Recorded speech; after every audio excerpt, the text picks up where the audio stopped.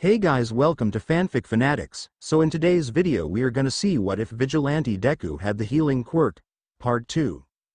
Thanks to the author for making this fantastic fanfic, and I would urge you guys to check out the author's works link in the description and show them some love from our side. Before starting, please make sure to hit that like button and subscribe if you are interested in MHA fanfictions. Now without wasting any more time, let's dive in. Didn't you say it was only going to take them 3 hours? Zero said. It's been 9. Mandalay rubbed her head. Well, it took us 3 hours to get back, so she smiled sheepishly. It's fine. I never said it was going to be easy, Izawa said, blinking tiredly. Zero chuckled. But you're going to wake them up at 7, and you have remedial classes with the ones that failed the exam. That's a little cruel, don't you think? Izawa raised his eyebrow. Like I said, not easy. This is a walk in the park compared to what they have to do when they become pros. Zero shrugged. A hand squeezed his and he looked at Eri. What's up, Eri? He kneeled down to her height. She looked to the right. Who's that? She whispered, and Izuku followed her line of sight where a boy around her age stood with his hands stuffed in his pockets. Zero tilted his head. This was the first time he had seen him. I'm not sure. Why don't you go say hi? He suggested, and Eri bit her lip, so Zero gently pushed her. Go on. Eri nodded and shuffled over to him. He's actually my cousin's son, Mandalay said. He just lives with us now. Her expression saddened. 2 years ago, Koda's parents were protecting citizens from a villain and they didn't survive. For a hero, it was a respectable way to die an honorable death. But a child barely aware of what was around him couldn't understand that. His whole world had revolved around his parents. To him, all he thought were his parents leaving him behind. Society kept praising them, saying it was a good thing for heroes, a wonderful thing. He doesn't seem to like us much, either, since we're also heroes. But it's like he's just here because there's nowhere else for him to go. To Koda, heroes are a kind of human he can't understand and finds unpleasant. She smiled at her second cousin when he blushed when Eri spoke to him. She's adorable. What's her name? Zero smiled too when the two kids started to talk. Eri. I rescued her a couple of weeks ago and she's been staying with me since. Heavily panting reached their ears as the students started filing out of the forest, scrapes and bruises littering their bodies. Zero's eyes focused on his old friend, who was looking just as exhausted. Some of them collapsed when they made it into the clearing. You said it would only take like 3 hours, Zero complained. I guess we timed it by how long it would take us. Sorry, Mandalay said, not sounding very sincere. I'm starving. This is hell. Meow, meow, meow, meow, meow, meow. I thought it would take you kittens even longer. But you did much better against my dirt monsters than I thought you would. You guys were seriously great. Especially the 3 of you. She pointed to Katsuki, Todoroki, and Iida. It seems like you've had quite a bit of experience. She licked her lips and lunged at them. I call these dibs on these kittens. I'll groom them myself. She danced around them. Mandalay, has she always been like this? Izawa asked, and she shrugged. It's gotten worse lately. She's at the age to take a mate. Zero scrunched his nose. No disrespect, but isn't she in her 30s? Mandalay winced. Uraraka walked up to the 2 children by the building. Hi there, my name is Uraraka. What's yours? She asked with a friendly smile. Koda huffed and walked away. The last thing I want is to hang with some wannabe heroes, he declared and disappeared in the building. Uraraka, still hopeful, looked at his little sister, who gulped. I'm Eri. She squeaked before running back over to Zero, latching onto his waist. She's a little shy, he told the teenager while petting her hair. No playing around. Get your stuff off the bus. Once your bags are in the rooms, we'll have dinner in the cafeteria. After that, you can bathe and sleep. Tomorrow, your training starts in earnest. You better get a move on. Izuku smiled at Eri's enthusiasm as he braided her hair. She had spent the last of the day with the wild pussycats and came to him excitedly about the stories they told the little girl. Her lips weren't smiling, but her eyes sure were. Eri was healing. When I grow up, I want to be a hero. His hands stilled, smile dropping from his face. When he stopped braiding, she looked over her shoulder with an innocent look. Just like you are, she said, and Izuku chuffed. Oh Eri. he said softly and finished off the braid, tying it with a rubber band. She turned around and sat on his crossed legs, making him clasp his hands behind her back for support. I'm no hero. Eri pouted. But you are a hero, and you help people. I want to help people too, Izuku. Izuku sighed, a mix of emotions crossing his face. Eri, I don't want you to go through the hardships I've faced. Heroes have their flaws, and the world can be a tough place. Eri looked down for a moment before meeting Izuku's gaze again. I know it's hard, but I want to make a difference. I want to be like you because you're kind, and you saved me. Izuku couldn't help but be moved by Eri's sincerity. He gently touched her cheek, a bittersweet smile on his face. Eri, if you want to be a hero, I'll support you every step of the way. Just promise me you'll always stay true to yourself and never lose that kindness. Eri nodded with determination. I promise, Izuku. I want to be a hero who helps people and brings smiles, just like you. She wrapped her arms around his neck and Izuku hugged her back tight.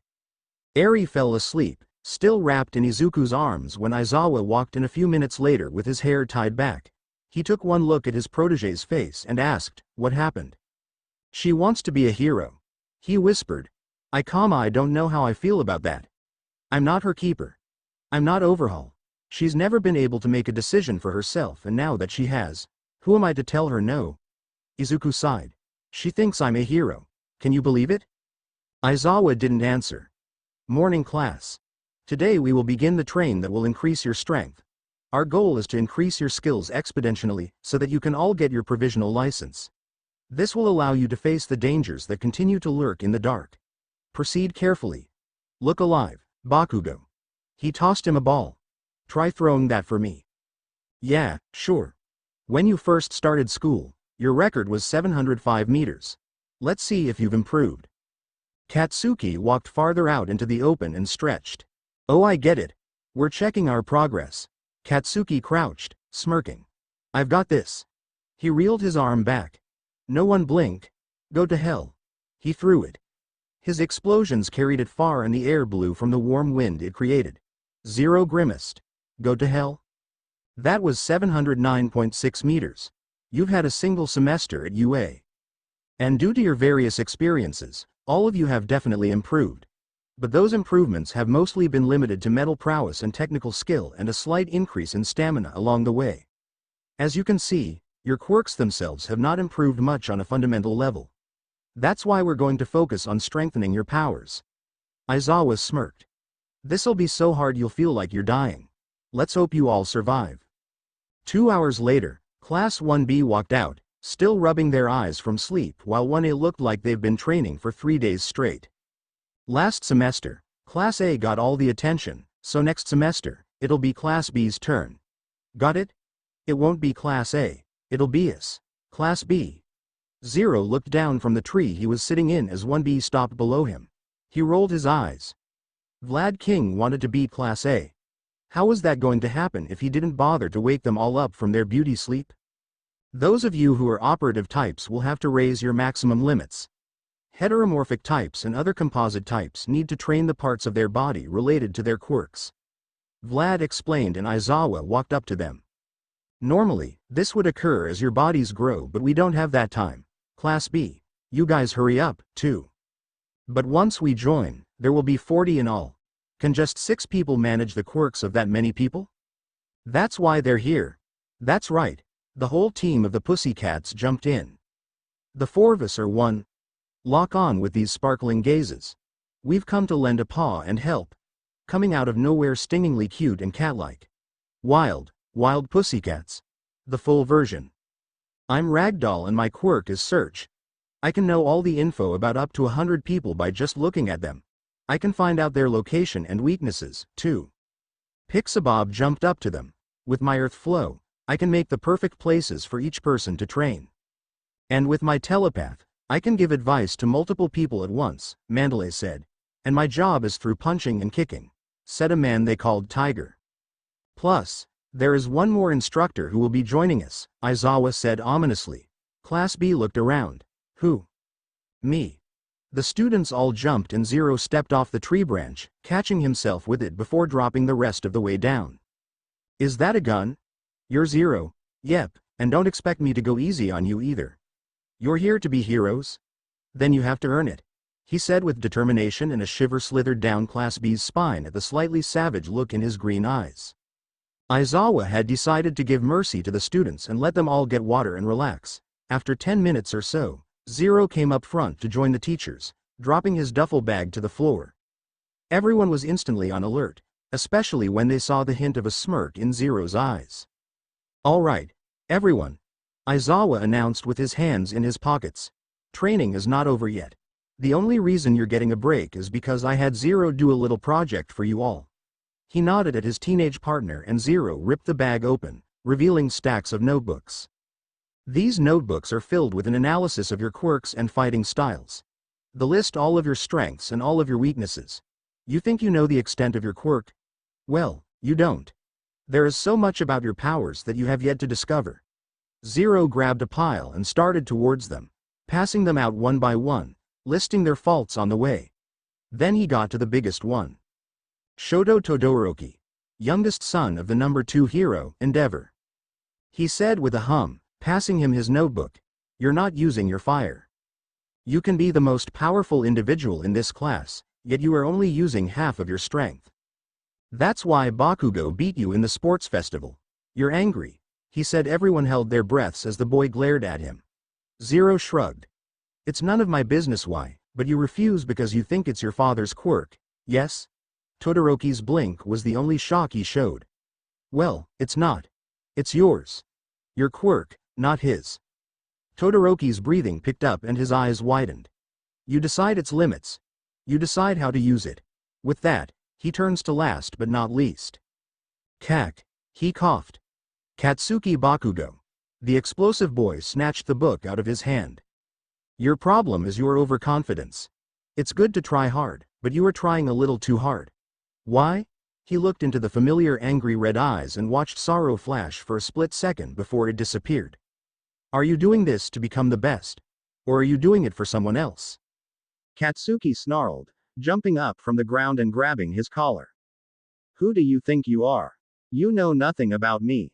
I'm going to be the best without your shitty advice," he said. Zero reached up, gently but firmly grasping his wrists and pulling it off his coat. He patted down all of the invisible dust on his coat and sighed. "Well, I'm sure that whoever you're doing this for, your parents, a friend, they are very proud of you," he said a little too softly. Katsuki twitched in shock and his eyes glazed. Zero took a step back. "All of your quirks' capabilities will be tested here. It's easy to forget that quirks are physical abilities too. One wrong move, you could kill someone, or yourself." The vigilante walked away with his back turned. "Don't worry though," he said, looking over his shoulder. "That's what I'm here for." He exited the clearing, needing to check on Eri. Just as he entered the forest line, he faintly heard Kirishima say, "That was such a manly exit."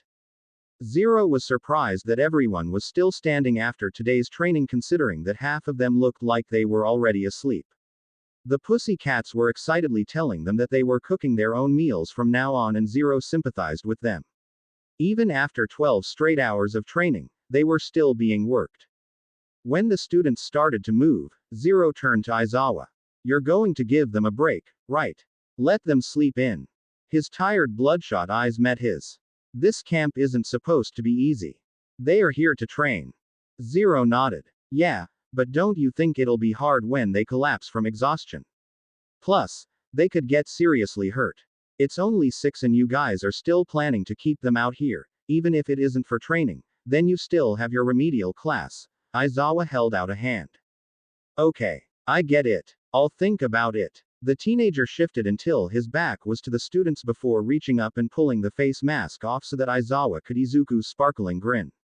"You're the best, you know that," he said. Then, without caring about who could possibly be watching, Izuku hugged him. Aizawa's eyes bulged in shock. He looked around, but no one seemed to be watching them. The man smiled behind his capture weapon and laid a hand on Izuku's soft green curls. The moment between father and son was interrupted when a hand pulled on Izuku's pant leg. Izuku looked down to find his little sister there with big eyes. "Izuku, where is Kota going?" The team blinked and both he and Aizawa looked in the direction where indeed the boy was walking into the forest and out of sight. Izuku hummed and broke away from Aizawa. I don't know. How about we go find out? He said and Eri nodded. Can we bring him food? She asked and Izuku smiled. That's a great idea. He pulled his mask back up and pulled her along to the huge pot filled with curry. Eri and Zero followed the small footsteps all the way up to a cliffside overlooking the entire forest. They found Kota sitting close to the ledge with his legs tucked against his chest. Zero smirked when he heard the boy's stomach growl. I heard that, he said as they walked up to him. Kota's head snapped up, eyes wide, and stumbled to his feet with a glare. How did you find me? He demanded and Zero shrugged. We just followed the trail of your footsteps. You didn't eat any food, so Eri and I brought you some. Go away. This is my secret hideout. Zero blinked, looking around. This is a secret hideout. That's pretty cool, kid, he said.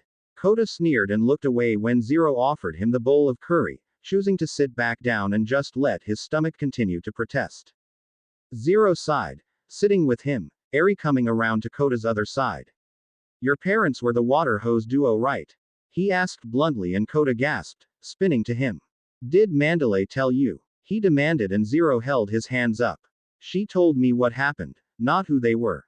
I remember them. Saw them on the news. I remembered thinking that if I was there, then I could have saved them, but they were too far away. The boy sneered at him. So you are a hero. Did you just want to take him down so you could get all the glory? He snapped and Zero shook his no. No, I'm no hero. I'm what people call a vigilante. Someone who helps civilians illegally. Kota looked away. It's the same thing. He grumbled and Izuku smiled bitterly.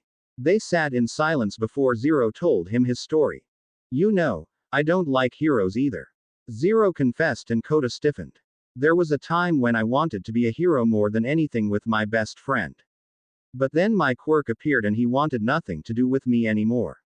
That's when I became a vigilante. I was doing it for a couple of years before, he hesitated. Before a hero killed my mother. He whispered. Both of the children's eyes widened. That's right, he never told Eri about this either. It was an accident, I suppose. But back then, I didn't see it that way. She got caught up in a villain attack, looking for me when I ran away. The villain had used her as a human shield so that the hero, Zepter's blades went through her instead. I hunted him down. I wanted to kill him and I almost succeeded, but then Eraserhead stopped me. He's the hobo-looking man that is teacher class 1A. Zero smiled, looking at the stars. I'm glad he did though, because then I wouldn't be any better than he was. I've accepted that it was an accident, but that resentment never left. He looked at Kota's pale face. You and I have more in common than you think. With that, Zero stood, stretching. All right, I'm gonna head back. He looked at his sister. Are you coming with me?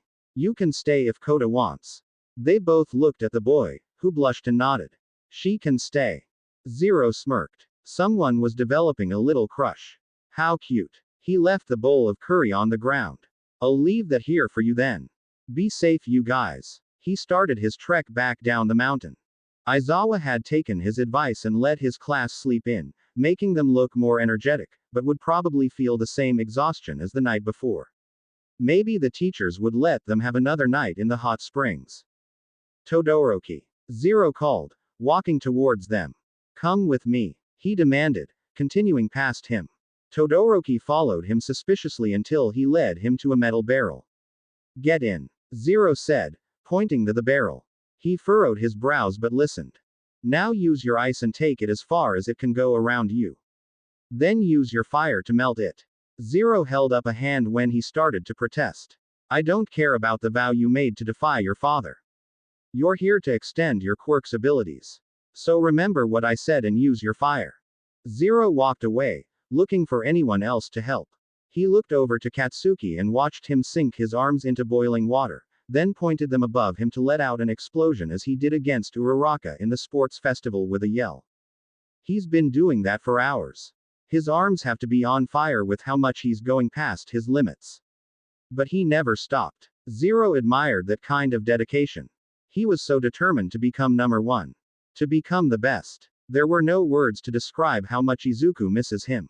He was going to tell him, someday. But now wasn't the time. He walked towards Aoyama and Uraraka, who looked just seconds away from puking, and continued his job as an instructor. After the classes made their own dinner again, the Pussycats announced the first fun activity of the summer training camp. Eri had disappeared, and since Kota wasn't in sight either, then they must have gone to Kota's cliff. He was happy that she made a friend, but was also sad to know that they wouldn't see each other often after they left the camp. Now, we've filled our bellies and washed the dishes. And now, it's time for a totally awesome test of courage. Ashido was almost bursting at the seams with excitement. Not so fast. Aizawa yawned. It pains me to say this, but the remedial class will be having class with me instead. You're kidding me. Sorry. He didn't sound sorry though as he wrapped his capture weapon around the five of them. Your training today didn't impress me, so I have to use this time. Give me a break. Let us be tested. Aizawa ignored them as he dragged them back into the building. Zero snickered. Poor guys. Iida noticed Zero finally alone and approached him with a sense of gratitude weighing on his shoulders. With a deep breath, he gathered his thoughts and walked up to the mysterious vigilante. Excuse me, Iida began, a mix of determination and appreciation in his voice. I wanted to thank you for saving my brother, Tensai. Your intervention meant a lot to him, and to our family. Zero, still in his distinct costume, turned to face Iida. The masked visage gave away nothing, but there was a subtle acknowledgement in his posture. I don't know who you are behind that mask, Iida continued, but you've earned my gratitude. Tensai told me about the person who came to his rescue, and I felt it was only right to express my thanks directly. The air held a moment of quiet acknowledgement between them, the weight of gratitude and unspoken words lingering beneath the surface. Zero remained silent for a moment, the mask concealing any visible expression. Then, in a low, modulated voice, he replied, saving lives is what I do. Your brother was in danger, and I couldn't stand by. No thanks needed. Zero turned his back to him, watching the group of students try and fail to make food. I hope you continue your vigilant efforts, Iida added, a sense of respect evident in his tone. He bowed. You have our appreciation, Zero. With a respectful nod, Iida walked back. Okay, so Class B will be the first to be the scarers. Class A will leave in pairs every 3 minutes. There are tags with your names written on them in the middle of the route, so bring those back with you. Those being the scarers aren't allowed to make direct contact. Show us how scary you are with your quirks. The class that makes the most people piss their pants with creativity and imagination wins. Ragdoll explained with that ever-present goofy smile. As soon as teams were made and students walked through the forest, it didn't take long for the screams to start. You didn't want to join them? Mandalay asked when she came up next to him leaning up against the tree. Nah, it would have been an odd number, and I'm not a student. But you're still a teenager, aren't you? I can tell by your height and voice. You should be having fun, don't you think? She said, and Zero's eyebrows furrowed, nostrils flaring. As that smoke. He sniffed again and walked away from the pro, ignoring her questions and looking over the tree line, where smoke was indeed growing. Todoroki and Kachan wouldn't be that stupid to start a fire. Even if they did get scared. His eyes widened. Someone's here. He spun around. Mandalay. Pixie Bob started to float in the air, a blue aura surrounding her, before she was pulled back into the bushes with a yelp. Zero followed her and grasped Blackout when he found her sprawled on the ground, unconscious with blood leaking from her head. A woman stood over her with a beam of concrete. Tiger burst in next to him. Pixie Bob. The woman chuckled and Zero went white, his sniper lowering. Kota. Eri. He trusted Tiger to handle her and ran towards Kota's hideout. Kota whimpered, backing up with Eri behind him when the hulking figure in front of him stepped forward. Mandalay's voice filtered into his head. Kota. Kota, can you hear my telepath? Hurry up and come back to camp. I'm sorry. I don't know where you usually go off to. I'm sorry, Kota. I can't go save you. Come back as soon as you can. I tried searching somewhere with a nice view, and I ended up finding a face not on our list. Hey, by the way, you've got a nice hat there, kid. The hooded figure pointed at the white mask covering his face. Trade with me for this lame mask. They made me wear this toy since I'm new, saying they couldn't get the shipment in time or something. Kota screamed and pulled Eri down the mountain. Oh, well. The guy threw the mask away and jumped in front of the two of them before they could get too far. I think you and I should have some fun up here, kids. Ready. Tendrils of muscle snaked from inside his arm, encasing it. He pulled it back and lunged, making Eri scream. His black hood fell and Kota felt the breath leave his lungs. He recognized that grinning face. He saw him on TV after his parents were killed. Water hose. They were wonderful heroes. But the couple's bright lives were cut short by a single cruel criminal. The suspect is still on the run, and police and heroes are on his trail. The suspect's quirk is a simple power-up type, and he is very dangerous. If you see this face, contact the police or a hero immediately. In addition, the suspect goes by the name Muscular and is thought to have sustained an injury on his left eye from his fight with Water Hose earlier. It was him. He was the one that killed them. Papa. Mama. He whimpered. The villain almost reached them, before a gunshot rang and he suddenly started to convulse. The man collapsed to the ground and Zero stood behind him, cocking his reloaded gun and running up to the 6-year-olds. Are you guys okay? He asked, looking them over for any injuries. Both of them were crying but otherwise looked unharmed. He sighed with relief that he got here in time and turned to the villain again. I'm going to distract him. You guys need to get out of here and back to camp. He said, widening his stance when the man started to stand again. Don't worry guys, I won't let him touch you. Oh my, I wonder why that is. You'll protect them. That sounds just like a wannabe hero would say. Your kind shows up everywhere, talking about justice. You're the one called Zero, right? This is perfect. We were told to take the initiative and kill you. More muscle crawled up his arm. I'll make sure to torment you thoroughly, so show me your blood. He lunged and Zero raised his gun, firing the bullet before Muscular could do anything about it. The bullet tore through the grown muscle on his side and into his real skin. He yelled when blood squirted out. Zero had never used any of his real bullets ever, but desperate times called for desperate measures. It was actually luck that it was just a flesh wound when he was moving so fast. You're not coming anywhere near them while I'm here. He reached back and loaded an explosive bullet. More muscle grew from his side, covering the bullet wound and stopping the bleeding. Muscular growled. Oh yeah. Hey, maybe you can help me out a little bit first. Do you know where a kid named Bakugo might be around here? Zero stiffened. Kachan. I still have to do my job. He attacked again and Zero fired the bullet at his feet. The ground exploded, sending the man back into the mountainside. He reloaded the gun with another real bullet and ushered the two kids in front of him. Run. They listened, with Zero behind him. They were his first priority. The mountain shook and Zero gasped. He quickly pushed Eri and Kota to the side and turned to face the man again, but he couldn't raise Blackout in time and Muscular's fist smashed into his arm, sending him into the mountain next to the kids. Zero screamed, his arm tearing and breaking. Izu. Zero. Eri screamed and kneeled next to him, a river of tears flowing from her eyes. Blackout smacked against the ground next to him. Zero sucked in a breath and moved his functioning hand to his damaged arm, wincing when it glowed red. Remember Water Hose? Kota said, trying to distract Muscular from advancing. My mom and my dad. Did you torment them like that, too, before you killed them? Zero's eyes widened. Muscular scrunched his eyebrows, spitting out blood. Huh, seriously? Those losers were your parents?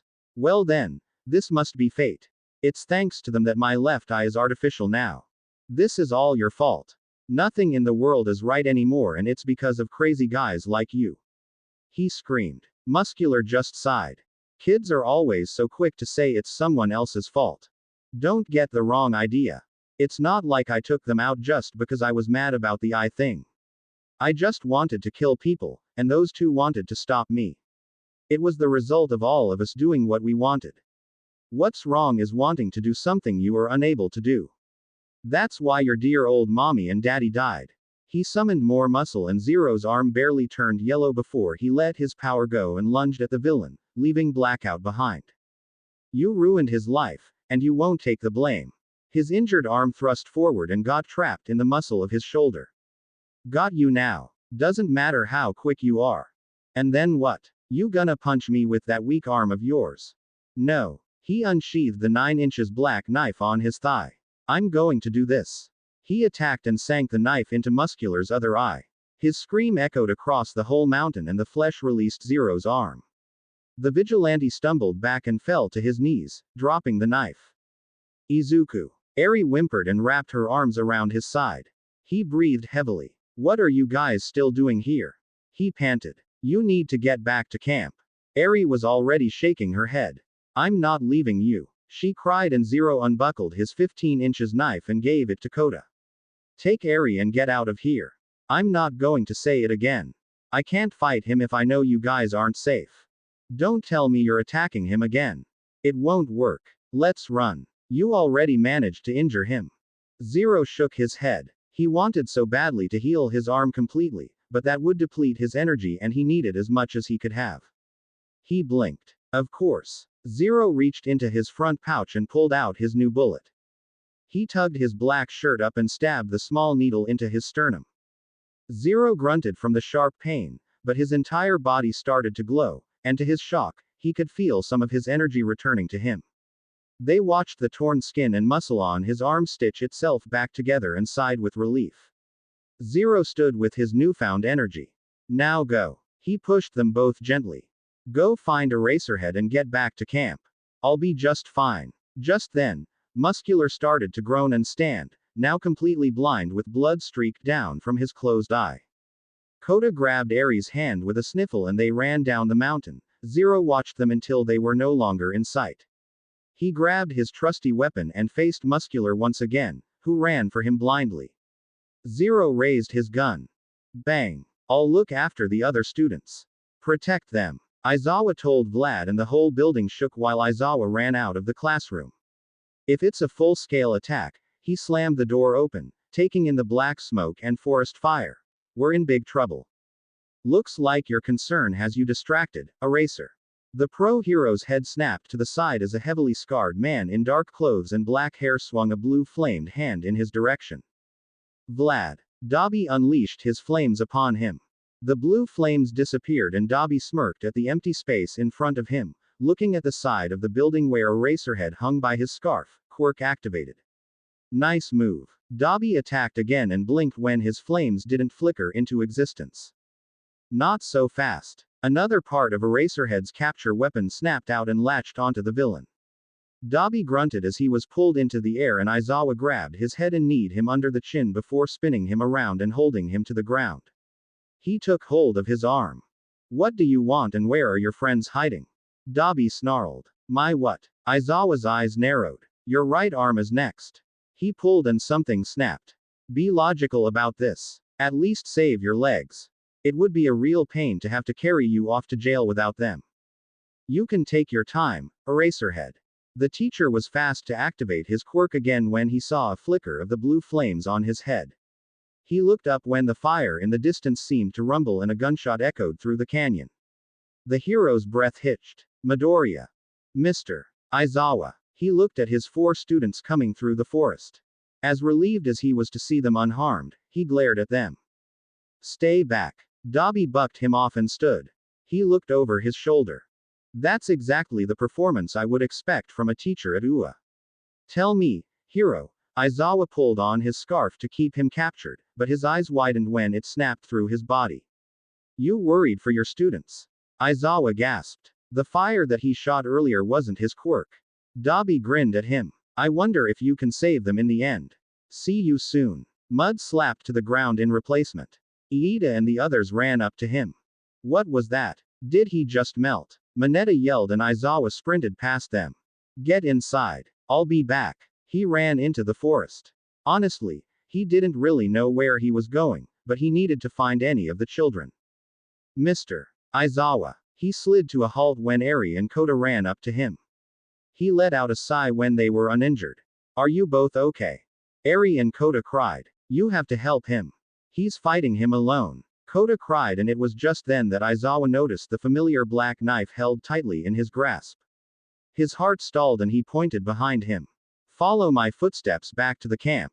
Do not stop until you get inside. I'll go get him. Don't worry. The two children nodded and ran. Aizawa raced up the mountain they had come from. Zero was on his knees, breath coming in short pants as he stared at Muscular's unmoving form, blood a steady stream from the hole in his forehead. It was like a mantra in his head. I killed him, I killed him, I killed him, he's dead, I shot him. The gravel crunched behind him, but he was frozen. He actually killed someone. There was blood on his hands. A hand grabbed his shoulder and turned him away from the body. Zero's ears were ringing, both from the shock and the ear-splitting gunshot that he fired. A calloused hand tilted his chin up, dragging his mask down his face, and Izuku met Aizawa's eyes. His lips were moving, but he couldn't hear a word. Aizawa cupped his face, eyes scanning his body for injuries, but they were already healed. Why? I killed him. Aizawa stiffened. Oh, did he say that out loud? The man looked at the prone villain before back at Izuku, helping him up, grabbing Blackout, and leading him away from the body. Okay. When they were down the mountain, his partner kneeled down in front of him and his hearing started to return as Aizawa shook him. Okay. Midoriya, are you okay? Izuku was nodding before his brain could catch up. He shivered, making the pro rub his arms. Good. That's good. Come on. Let's get you back to camp. He stood and pulled on his wrist. Izuku blinked and didn't move. No, they're after Kacchan. I have to find him. I have to help. Midoriya, you're shaking. He couldn't finish. You're not in the right state of mind. He said instead and started to pull him again. I'll be fine. Please let me help. I have to help him. Please. He begged, and for the first time since he met him on the rooftop 3 years ago, Izuku looked like a vulnerable kid instead of the fearsome vigilante. Another boom shook the forest, jolting Aizawa back to reality. He sighed and gave him Blackout. Fine, okay. I'll keep searching for the students. Go back to camp and give Mandalay a message for me. Mandalay grunted as she was knocked back to the ground. Spinner laughed above her, raising the collection of swords above his head to deal the final blow. Bang! Spinner convulsed, dropping the strapped weapons and twitching uselessly on the ground.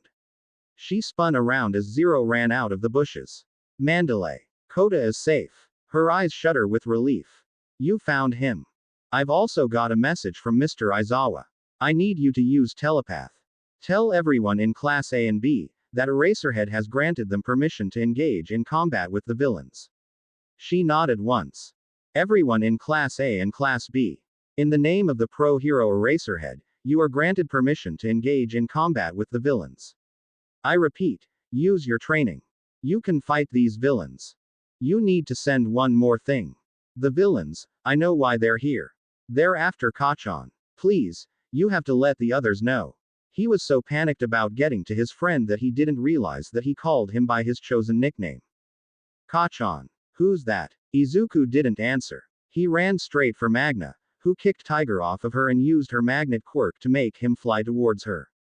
Zero's eyes narrowed. Fine then. He slung Blackout over his shoulder and elongated his bow staff, positioning himself feet first so that he slammed them into her chest, knocking her to the ground. The quirk wore off and Izuku smacked his staff into her forehead, knocking her unconscious. He took off, disappearing into the forest. Mandalay gulped but activated her quirk again. Listen, we've discovered one of the villains' targets. It's a student named Kacchan. Kacchan, you should try to avoid combat and stick to a group. I hope you can hear me. Katsuki's explosions fizzled out when he heard the message. Kacchan. He hasn't heard that name in 4 years. Had never expected to hear it again. Only one person called him that, and he was dead.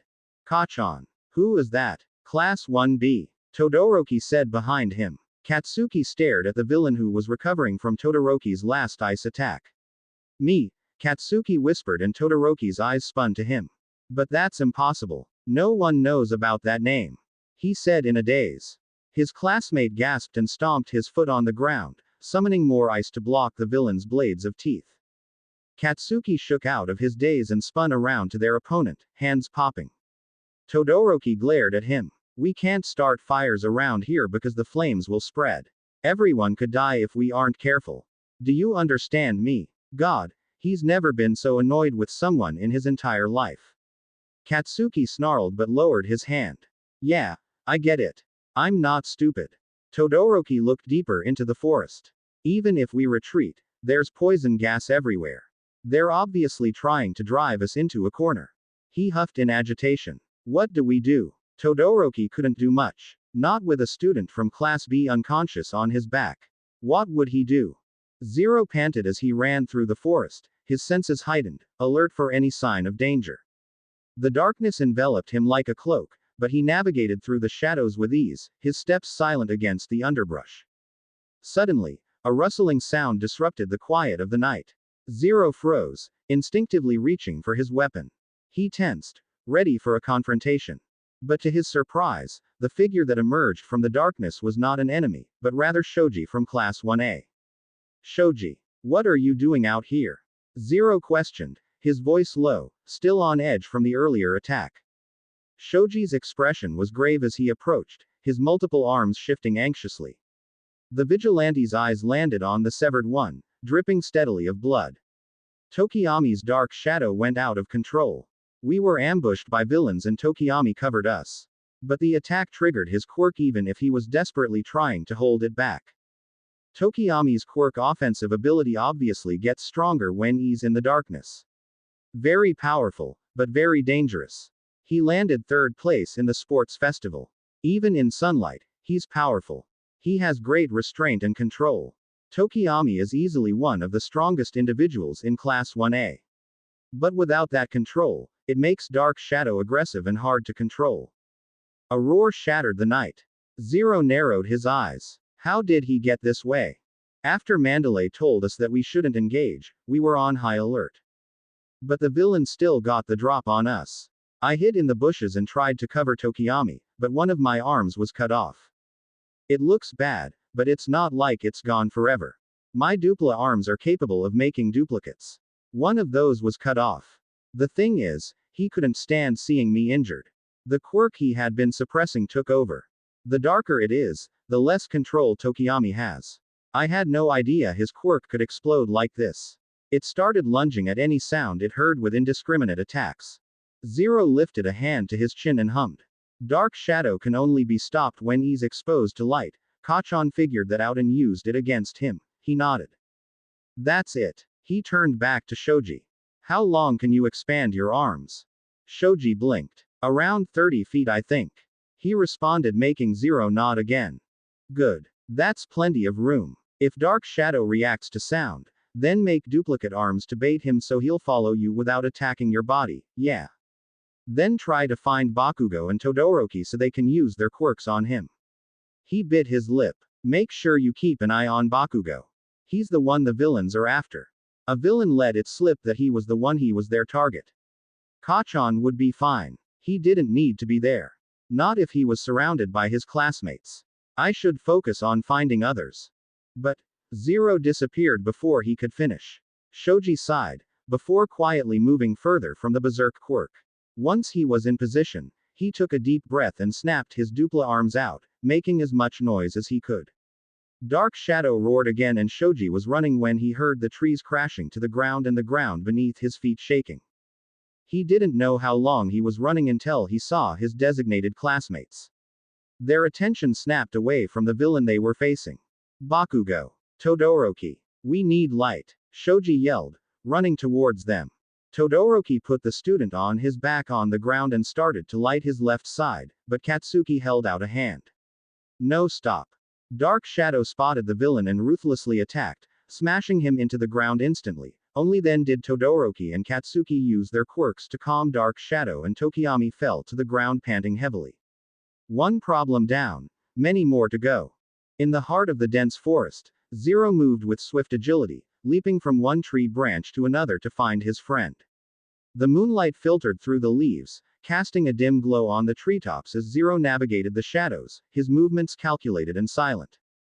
The forest seemed to come alive with each powerful leap, the air humming with a sense of anticipation. Zero's sharp eyes scanned the surroundings, searching for any sign of Katsuki Bakugo. The leaves rustled, and the branches creaked beneath Zero's weight as he moved seamlessly through the treetops. As he jumped from tree to tree, Zero's senses heightened, picking up on faint sounds and subtle disturbances in the air. The forest canopy provided both cover and vantage points, allowing Zero to maintain the element of surprise in their pursuit. A sequel of delight reached Zero's ears. Yay. That means I'm your friend too. Zero landed silently in the tree across them. A blonde with messy buns leaned in close to Asui, who was hanging from a tree trunk by her dark green hair. While the crazy girl was caught up in whatever fucked up fantasy she was living in. Zero noticed Uraraka crumpled on the ground a short distance away from them, limbs straining to stand back up. Ah, you're bleeding, Sue. You look even more adorable. I just love blood. We're gonna be such good friends. She leaned in close to the frog girl, licking her lips. Zero chose that moment to intervene. Well, if it isn't the poster child for bad decisions. Did you get lost on your way to the Villains Anonymous support group, or are you just naturally drawn to places where justice thrives? Zero quipped, their voice laced with a mixture of sarcasm and confidence. All three of the girls spun to his voice and Zero hopped down from the tree, dusting off his gloved hands. Himiko Toga's eyes gleamed with a dangerous excitement, unfazed by the snide remarks. A new playmate, huh? You've got that mysterious hero vibe. I like it. But, seriously, what's with the whole Zero thing? Trying too hard to be edgy. Zero's masked expression remained stoic, unaffected by Toga's taunts. Call it what you want. Edgy, mysterious, or just someone who prefers not to broadcast their life story to every villain with a listening device. Now, let's focus on the matter at hand. Toga, undeterred, twirled a knife between her fingers. Oh, we're getting serious, are we? Fine. But I hope you're ready for a playdate with a twist. I've got a knack for turning things a bit bloody. Zero's gaze sharpened, the moonlight glinting off their visor. Bloodshed is not a game. It's a consequence, and I intend to prevent it tonight. Your twisted version of playtime ends now. He takes his bow staff, letting it snap out in his hand. He twirled it in his hands and moved in front of Uraraka. Zero lunged forward, the encounter escalating into a fast-paced dance of skill and strategy. Toga, true to her chaotic nature, reveled in the unpredictability of the confrontation. The moonlit clearing became a stage for their clash, each move a carefully calculated step or a whimsical leap into the unknown. As the battle unfolded, Toga's dangerous excitement clashed with Zero's composed determination, creating a dynamic that echoed through the darkened forest. The air crackled with tension, and the clash between vigilante and villain played out like a twisted symphony, each note a testament to the unpredictable nature of their encounter. The clash between Zero and Himiko Toga intensified, each move calculated with precision and countered with strategic finesse. Toga, with her unpredictability, aimed to exploit any opening, but Zero remained one step ahead, their movements a blend of skill and efficiency. As the battle reached its climax, Zero anticipated Toga's next move and swiftly disarmed her, rendering her weapons useless. Toga, undeterred, unleashed a flurry of acrobatic attacks, but Zero deftly dodged and countered with a series of calculated strikes. You're persistent, I'll give you that, Zero remarked, their voice steady amidst the chaos. Toga, breathing heavily but still grinning, retorted, persistence is my middle name, Zero. Well, not literally, but you get the point. In a decisive moment, Zero executed a well-timed maneuver, disorienting Toga and leaving her vulnerable. With precision, Zero incapacitated her without causing serious harm. Toga, realizing the tables had turned, let out a frustrated growl. You're no fun, Zero. Maybe I'll save the grand finale for another day, Toga said with a manic glint in her eyes as she hastily retreated into the shadows, disappearing into the night. Zero watched her escape, ready but not eager for a pursuit. The moonlit forest settled into an eerie calm as Zero assessed the aftermath of the skirmish. The battle may have ended for now, but the enigmatic vigilante knew that in the world of heroes and villains, the next encounter was always on the horizon. When it was obvious that Toga wasn't coming back, Zero pressed the button on his staff and it shrunk back into place. He turned to Uraraka, who was pulling the needle from Asui's hair that was keeping her pinned to the tree. The two girls turned to him with those familiar eyes of gratitude. Are you girls okay? Did she hurt you? They shook their heads. No, we're good. Zero nodded. Good, then we need to find Cock. He cleared his throat. Bakugo. Asui and Uraraka glanced at each other. Shouldn't we be looking for Kachan? Bakugo is pretty strong, even by himself. His eyes widened. Oh shit. I must have called him that when I told Mandalay to send the message.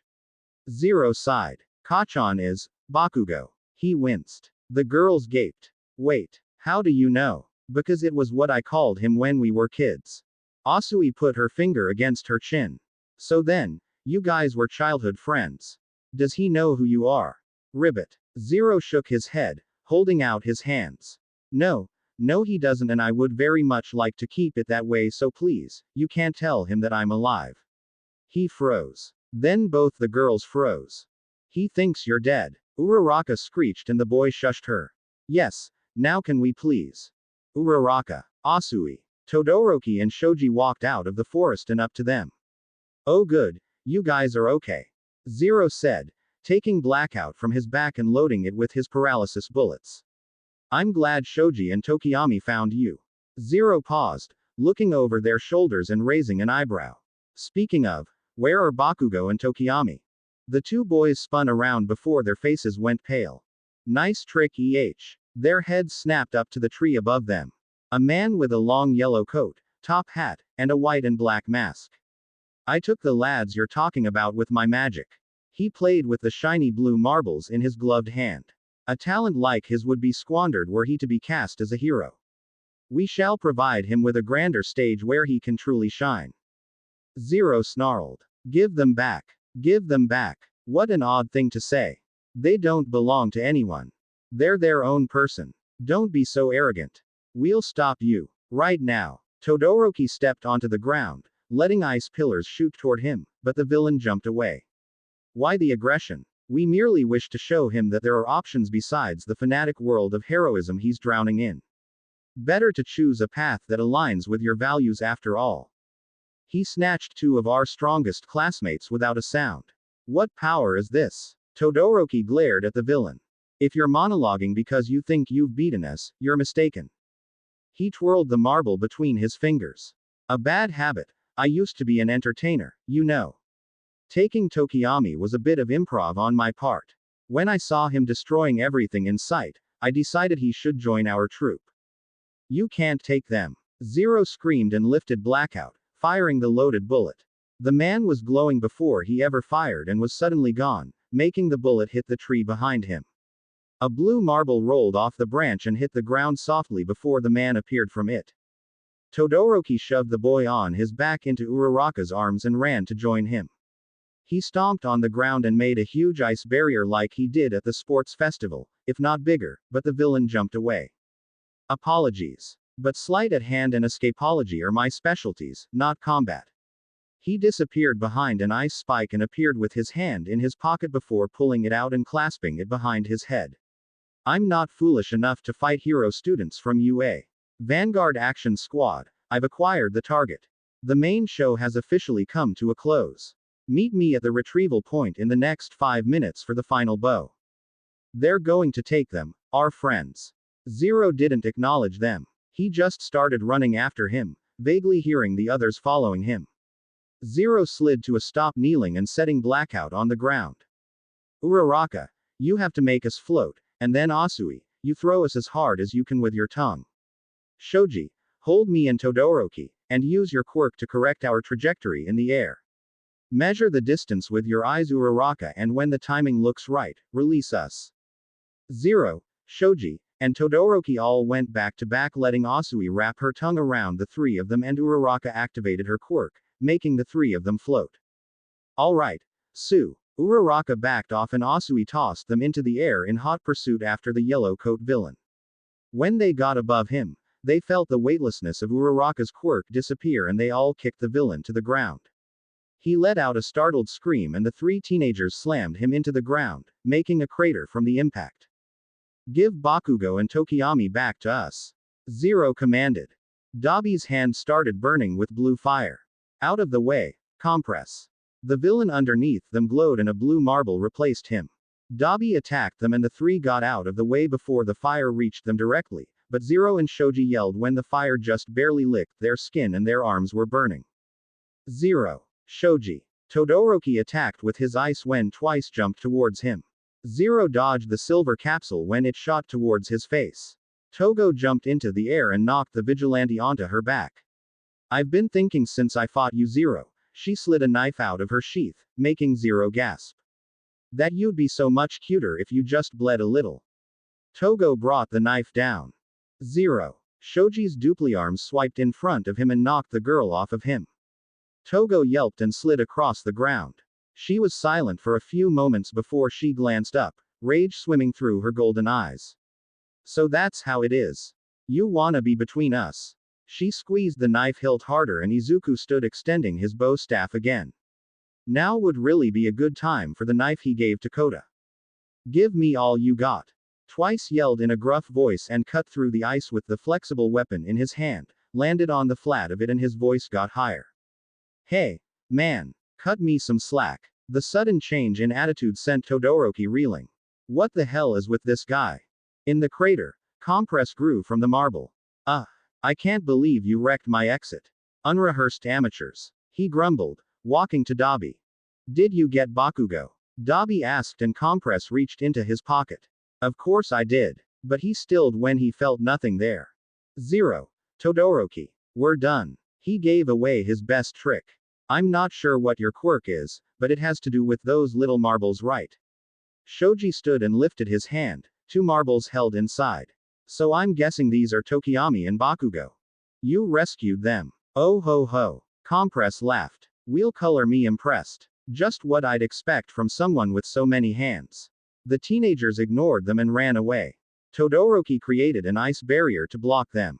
Right. Nice job, Shoji. Dabi growled, holding out a hand. Moron. No. Compress stopped him. Zero gasped when a mutated creature slipped from the forest. A Nomu. They changed directions and a black and purple mass appeared in front of them. This guy. He was at the USJ. It's been 5 minutes since the signal. Let's go, Dabi. Kurogiri said. Toga and Twice disappeared through the mini gates next to them. Compress started walking too. Hold on. We're not leaving without the kid. Don't worry. They were so proud of themselves, rooting through my pockets, that I thought I'd let them gloat. Compress said smugly. His smug statement caught their attention. Compress turned back to them. But allow me to explain the basic rules of magic. He reached up, removed his top, and grabbed his mask.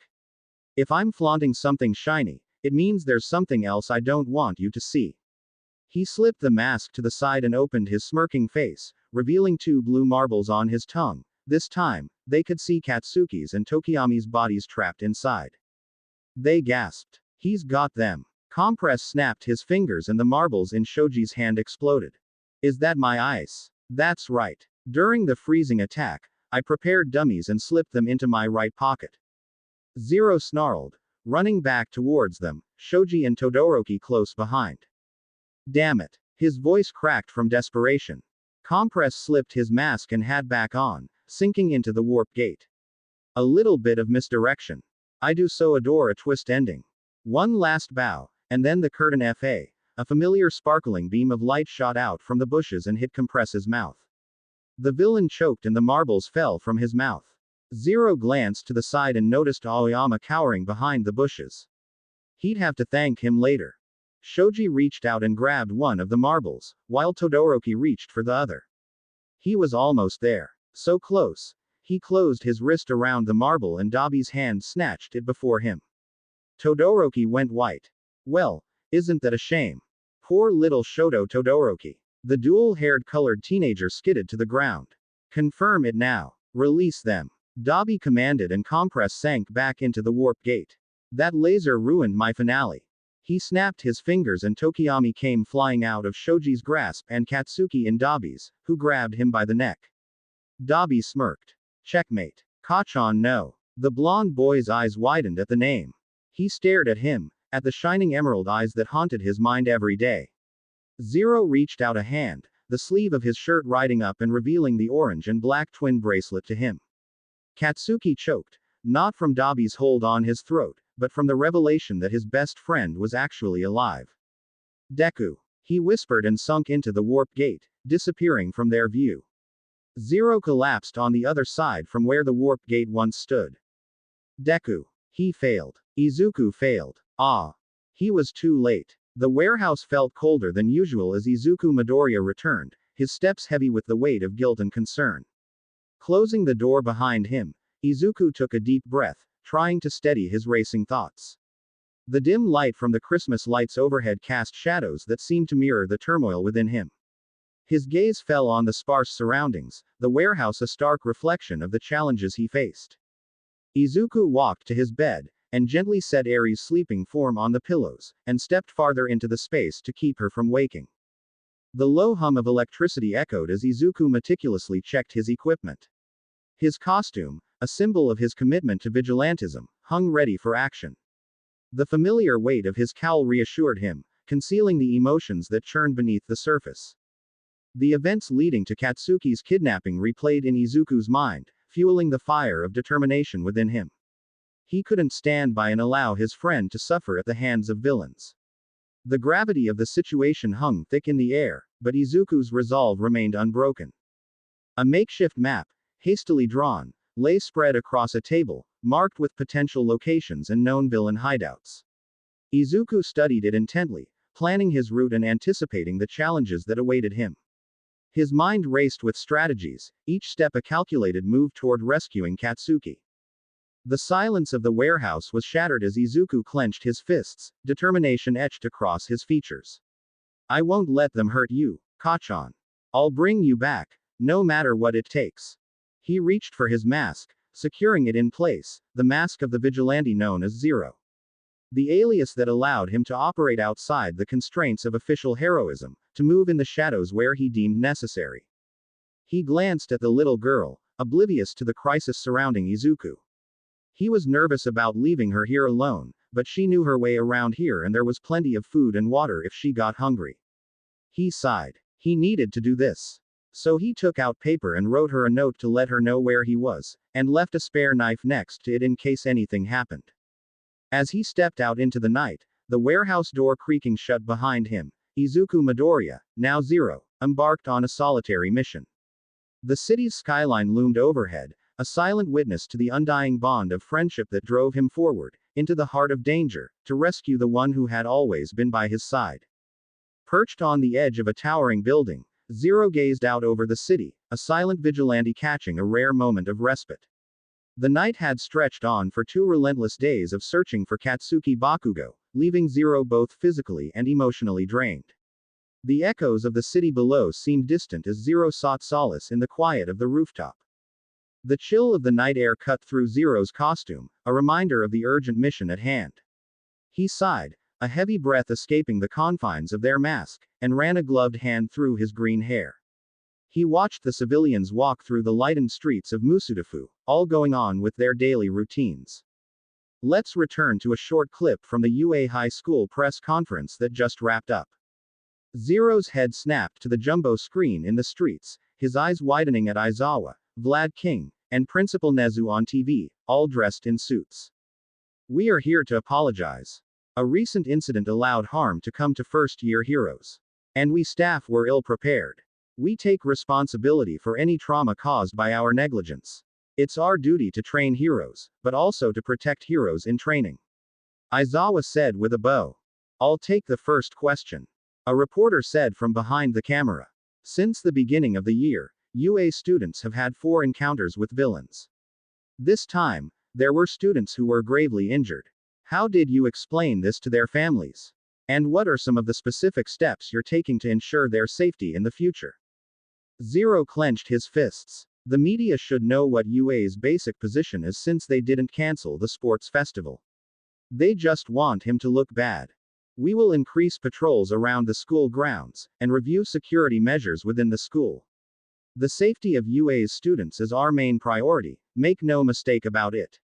Nezu said. The crowd started sneering and whispering. Zero was glad that he was too far up to hear the scorns from the people, otherwise, he probably would have smacked them with the barrel of his sniper. You spoke about keeping the students safe, Eraserhead. But according to our information, you encouraged them to fight during the attack on the training camp, putting them in grave danger. What was your reasoning for this? His father partner leaned forward. I concluded that because we didn't know the full situation, allowing them to use their quirks would help avoid the worst possible outcome. And what would that outcome be? Do you think victims and one kidnapped child is a win for UA? Much like Aizawa, Zero hated the media. They were always asking questions like it was their sole priority to make the heroes look bad for the public. Putting words in their mouths and manipulating what they say. I assure you that things could have gone much more poorly. I feared every student would be tortured and killed in the end. It was Nezu who addressed the reporter next. Most of the victims were harmed by the gas attack. We've determined it to be the result of a poisonous quirk used by one of the villains. It's thanks to the quick actions of Ms. Kendo and Mr. Tetsu that injuries were kept to a bare minimum, as well as another student's quirk. Additionally, we're providing mental health counseling to every student, though at the moment, we do not see any signs of serious psychological trauma. So you've found a bright spot in this tragedy. We're relieved that an entire class of burgeoning heroes still has a future. Can you say the same thing for the abducted Katsuki Bakugo? He enrolled at your school with excellent marks and went on to win the sports festival. Before that, he survived the attack of a powerful sludge villain who eventually had to be taken down by All Might. The boy is obviously strong and heroic. On the other hand, the violence he displayed in the finals and his attitude at the awards ceremony both showed that he could not control his temper. What if this is the real reason the villains kidnapped him? What if they're brainwashing Bakugo right now, pulling him toward the path of evil? How can you sit there and tell us he still has a future? Aizawa stood up, seeming to have enough with this reporter who Zero could picture was smiling smugly off the camera. But instead of losing his composure, Aizawa bowed. As Katsuki Bakugo's teacher, I take full responsibility for not taming his violent behavior. However, his actions at the sports festival were born of his deep-seated convictions. He lifted his head, staring the reporter down. He's trying harder than anyone in his pursuit to become the top hero. If the villains think they have a chance with him, then they are grossly mistaken. I can guarantee you that much. The reporter sneered. That doesn't amount to real evidence, though. I didn't ask you how you feel, I asked you if you had concrete information. We're doing our best with the intel we currently have available. I have no doubt the police will break this case very soon. We won't rest until our missing student is returned to UA. Nezu said firmly. Zero smirked when no more questions came from the reporter. They were confident in their ability to find Katsuki just as much as he was. He stood from the ledge and stretched. He grasped his grappling hook and put his finger on the narrow tongue of the trigger, but didn't fire. His attention snapped down to where 4 poorly concealed UA students were running from the crowd. Zero raised his eyebrows and started jumping from rooftop to rooftop, the darkness keeping him invisible. When they stopped to catch their bearings away from the civilians, he jumped down behind them, still concealed in the shadows. They huddled close together, discussing more of whatever plan they were brewing. Zero's eyebrows furrowed. What are you 4 doing? They all jumped away quickly, getting into a fighting stance, and Zero emerged from the shadows with a frown. They all relaxed and Kirishima stepped forward. Zero, we want to help too. We've been talking and have been trying to find you. With your help, we can definitely get Bakugo back. He figured that's what they were doing. Zero regarded the determined group of students with a mixture of acknowledgement and concern. Kirishima, Yaoyorozu, Todoroki, and Iida stood resolute, their eyes reflecting a shared determination to rescue their kidnapped friend. You're still students, Zero said, his voice tinged with caution. This isn't a training exercise, it's a dangerous situation involving real villains. Kirishima stepped forward, his unwavering spirit was evident. We get that, Zero, but Bakugo is our friend. We can't just sit around doing nothing. Yaoyorozu chimed in, her voice steady. We might not be pros, but we're not helpless either. With your experience and our determination, we can increase our chances of finding Bakugo. Todoroki added, we can be an asset, not a liability. We've faced tough situations at UA, and we've come out stronger every time. Iida, the embodiment of order and resolve, spoke earnestly. Our quirks complement each other well, and we can strategize effectively. Let us help. Zero sighed, realizing the sincerity in their words. I appreciate your passion, but this is dangerous. Villains can be unpredictable, and I can't guarantee your safety. Kirishima grinned, undeterred. We're not asking for guarantees, just a chance to bring our friend back. While he appreciated their spirit, Zero still fought back. You're risking expulsion. The consequences can be severe. Kirishima shook his head. We've faced expulsion threats before. This is about more than rules. Zero knew Aizawa. While he was popular for expelling students, he always re-enrolled them the next day. This was different. Aizawa will not take this lightly. It's not just him you have to worry about. It's also Principal Nezu. I'm trying to help you. Go home. He grabbed his grappling hook, and when it wrapped around the edge of a building, he let it pull his body into the air and disappeared.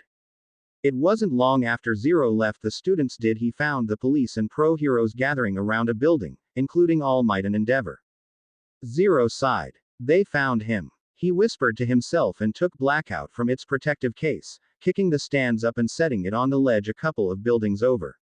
He lay on his stomach, lined up the barrel, and watched them through the stethoscope. They didn't do anything for a couple of minutes before All Might tensed and suddenly punched through the brick wall. The heroes strategically entered the building and immobilized the villains in seconds. Still, Zero waited. Everything was calm. Their plan had worked and it seemed that they never needed him. And for once, that made him very happy. He started to stand. Katsuki was going to be oh.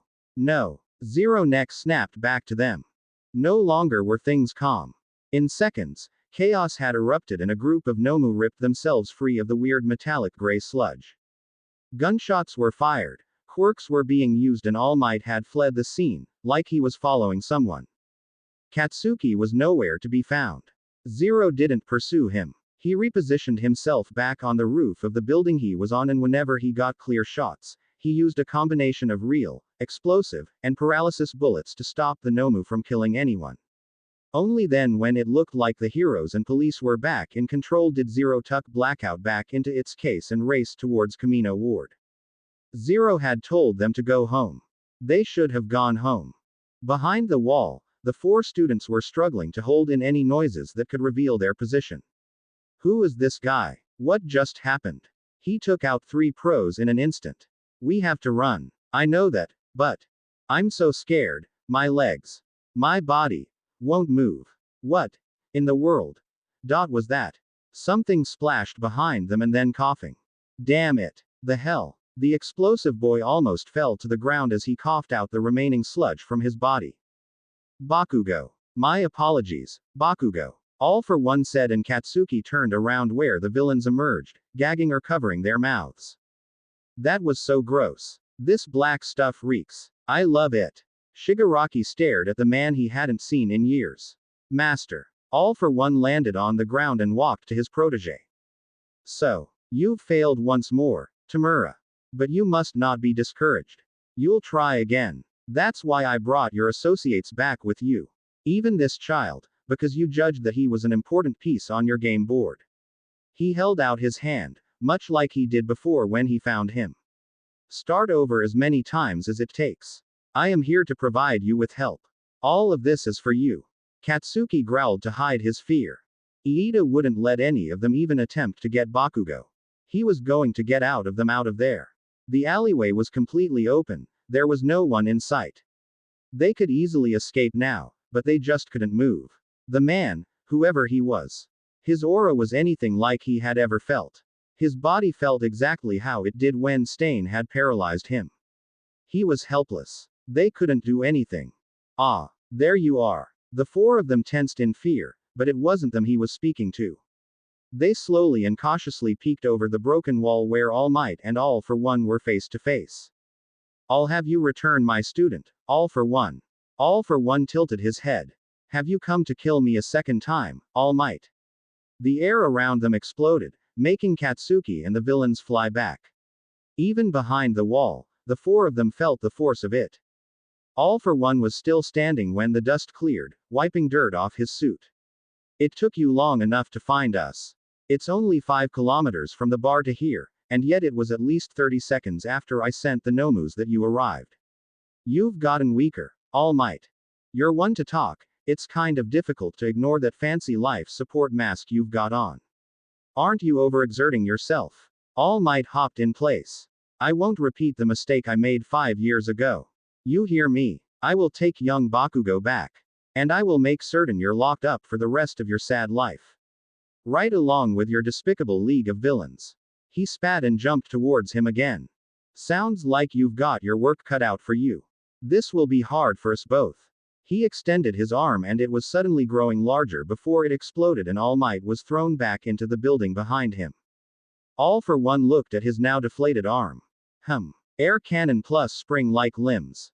Kinetic booster times 4. Strength enhancer times 3. What a delightful combination. Maybe a few more enhancers next time. Katsuki stood, staring toward where All Might disappeared though. All Might.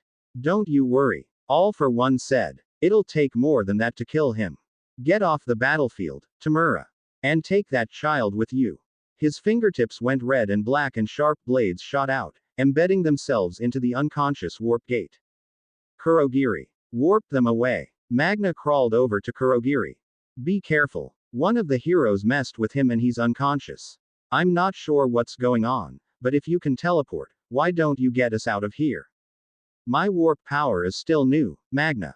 There is much I need to learn about it. Its distance is limited, and while he can teleport to specific coordinates, I only transport people to and from my own location. Or, with focus, to from someone I am very familiar with. That is all. It's easier to have Kurogiri do it. A huge warp gate opened behind them.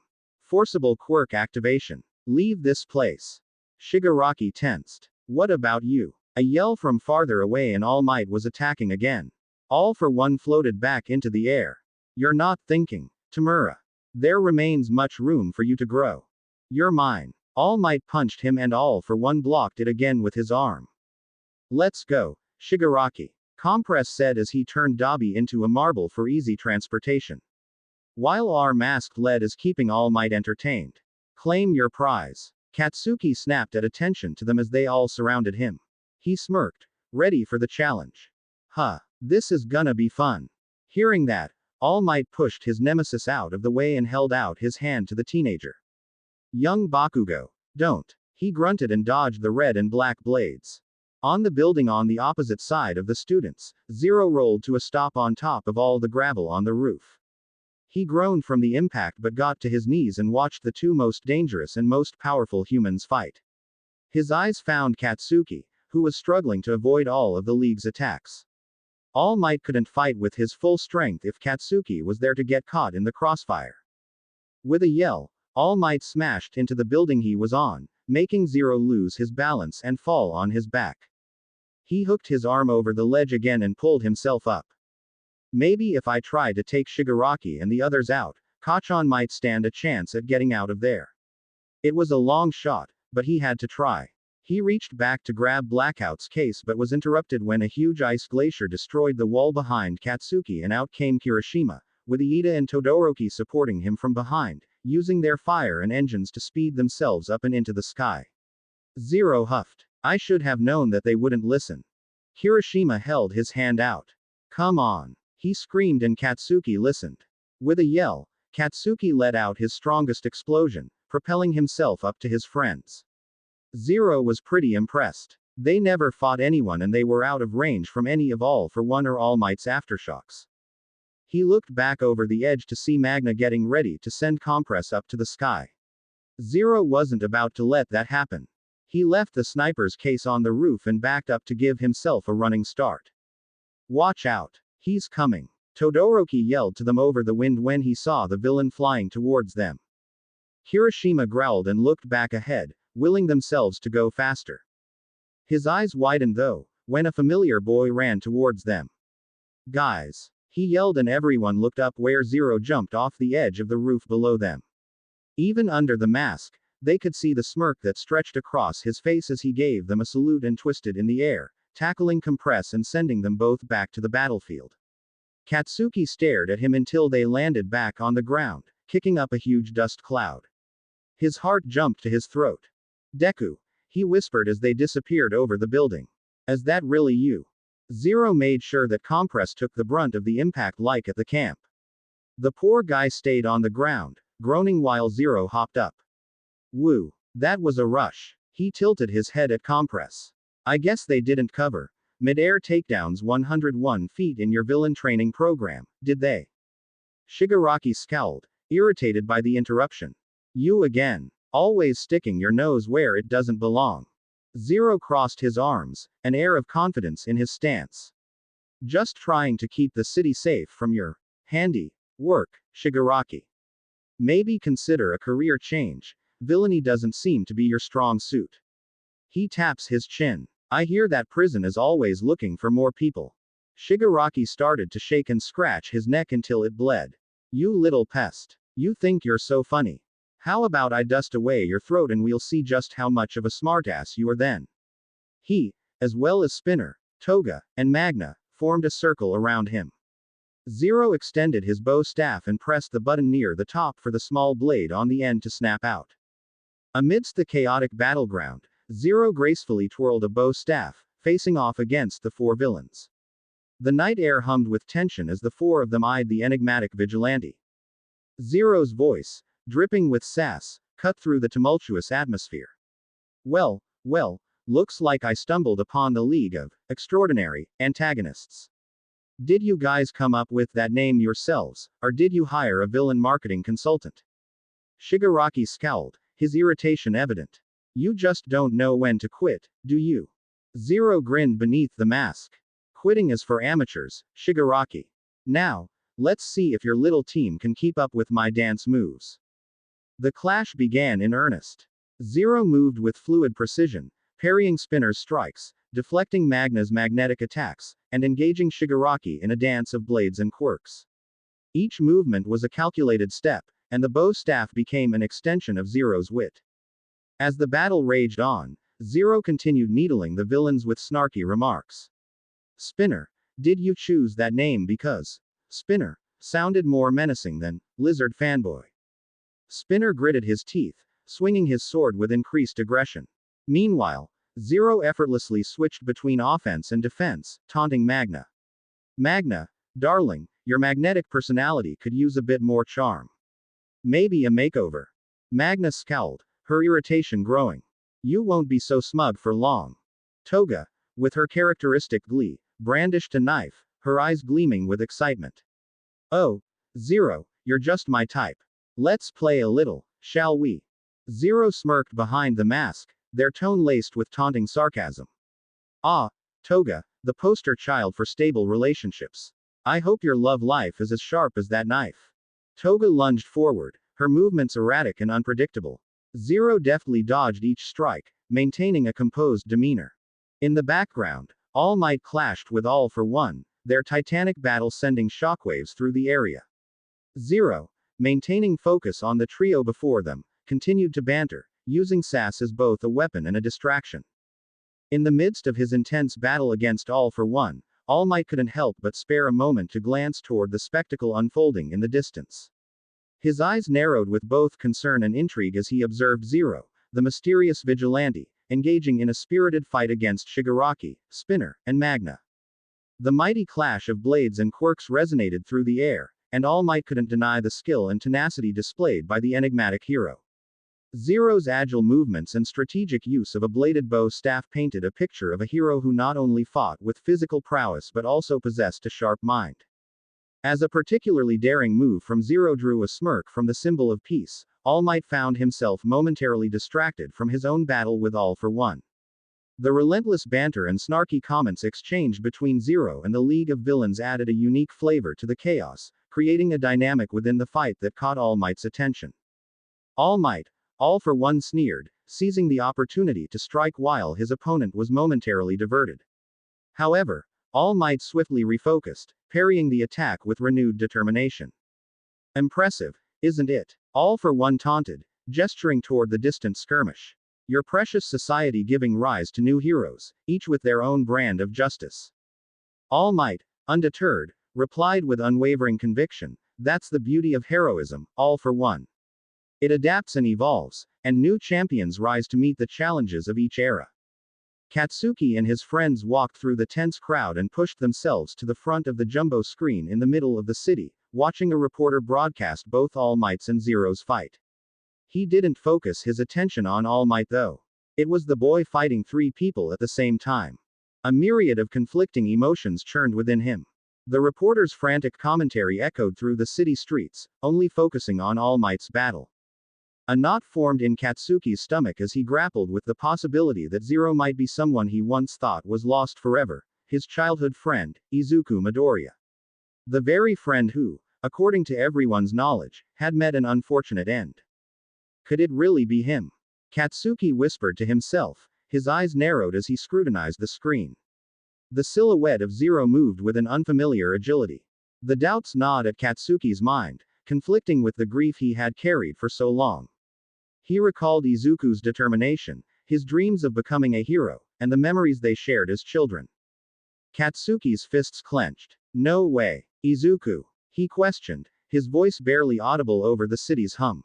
The possibility of Izuku being alive and donning the mantle of Zero clashed with the reality he had accepted. A surge of conflicting emotions overwhelmed Katsuki as he continued to watch the battle unfold. The uncertainty lingered in the air, a mystery that added another layer of complexity to an already tumultuous moment. Amidst the chaotic battleground, Zero continued his relentless fight against the League. The moonlit night bore witness to the intense clash, the air charged with tension as blades clashed and quirks collided. When it looked like none of them were getting anywhere, they all came to a stop, breathing heavily. Shigaraki's fingers twitched with unconcealed irritation. You think you can stop us, little vigilante? Zero raised an eyebrow, his tone dripping with sarcasm. Oh, I don't just think it, I know it. But nice try, mister, my hands are more dangerous than my tantrums. Toga, her eyes glinting with manic excitement, brandished her bloodied knives. Ooh, a feisty one. I like that. Zero chuckled. Sorry sweetheart, but I'm not into crazy exes. Spinner, with his reptilian demeanor and menacing blade, hissed, you're out of your league, kid. Zero smirked, twirling his own weapon in response. Says the lizard with a butter knife. Magna, her magnetic powers crackling with lethal intent, taunted, you'll regret crossing paths with us, hero. Zero rolled his eyes. Trust me, I've made worse mistakes. Like forgetting to buy milk. With calculated precision, Zero executed a series of swift maneuvers, exploiting weaknesses and countering the villain's attacks. Toga's manic enthusiasm, Shigaraki's decay, and Spinner's blade were met with the seasoned skill of the enigmatic vigilante. In a decisive moment, Zero capitalized on an opening. He exploited all of their visible openings quickly, but not without the sharp cold steel of Toga and Spinner's blades cutting through his flesh and Shigaraki's uncoordinated attacks scraping his black clothes, decaying them instantly. The moonlight reflected off Zero's mask as they surveyed the defeated villains, their injuries minimal but incapacitating. Looks like the League of Villains needs to work on their teamwork, Zero remarked, a touch of sardonic humor in their voice as they stood victorious. In the background, the monumental clash between All Might and All for One continued, the echoes of their battle reverberating through the city. The fate of heroes and villains hung in the balance, the struggle between light and darkness playing out on multiple fronts. His legs shook with exhaustion, but now wasn't the time to rest. He backed up after he deemed it a safe distance away from the battle between All Might and All for One. Everything was riding on All Might now. He had to win, for the sake of this city and the people residing in it. You have so much in common with Nana Shimura, the utter waste of a human who passed one for all onto you. All for One taunted. No matter how hard All Might was trying, his muscle form kept getting smaller and smaller. But he needed to hold it together. This fight wasn't over. Be proud, Toshinori. You went down a long, hard road to obtain this power. Of course, it's gonna take a lot of work to master it. My master was a true hero. Keep her name out of your filthy mouth. He snarled, but All for One didn't care. A woman with no skill, and grand ideas she couldn't live up to. How embarrassing for me, the creator of One for All, to see her inherit the power. And the way she died was so pathetic. Shall I tell you all about it? All Might growled, pulling his muscled arm back. Enough. All for One's arm fattened again and let out another Air Force attack, sending All Might flying. He coughed up blood and would have crashed into the helicopter that just appeared if his old mentor hadn't pushed him out of the way. On the ground, All for One coughed, pulling himself up. You're in the way. He snarled at Gran Torino. It's the same as the last time. Toshinori, calm down. 6 years ago, you got distracted, and that's how he escaped. And put a hole in your stomach. He used his quirk into his feet to slow their desert, landing on the ground. That's always been your weakness. Don't let him get under your skin. Gran Torino told him. All Might coughed. Yes, sir. His quirks and fighting style are completely different than they were. You won't be able to stop him head on. Use your wits. Can you still fight? It's do or die. You must go past your limit. I will. The reporters in the helicopter connected the camera and the battle live streamed all across the world. The scene below's straight out of a nightmare. Half of Kamino Ward was demolished in a single, horrifying instant. All Might is currently fighting the villain who appears to have caused the blast.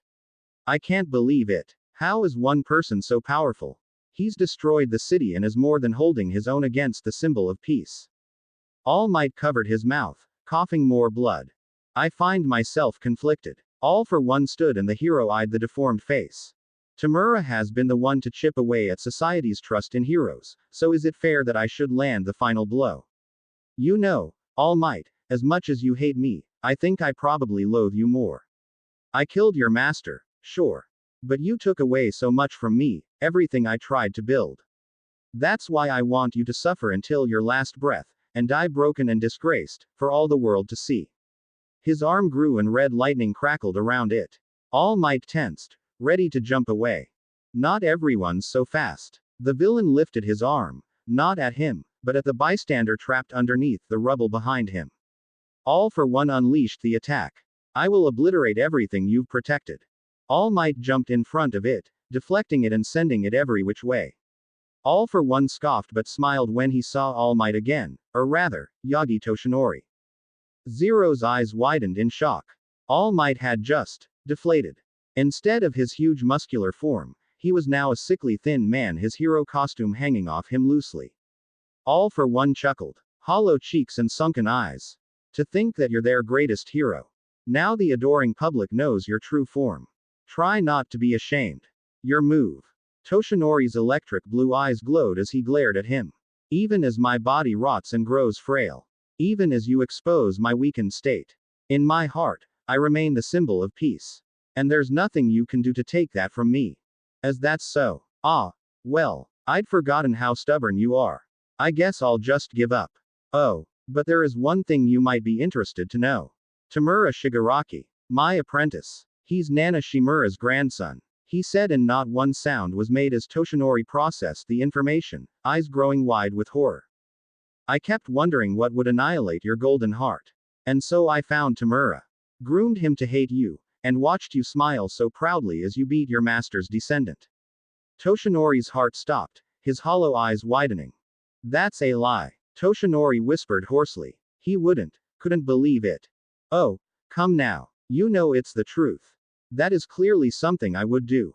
Toshinori's raised fist dropped limply to his side, making All for One tilt his head. Huh. Well, that's strange, All Might.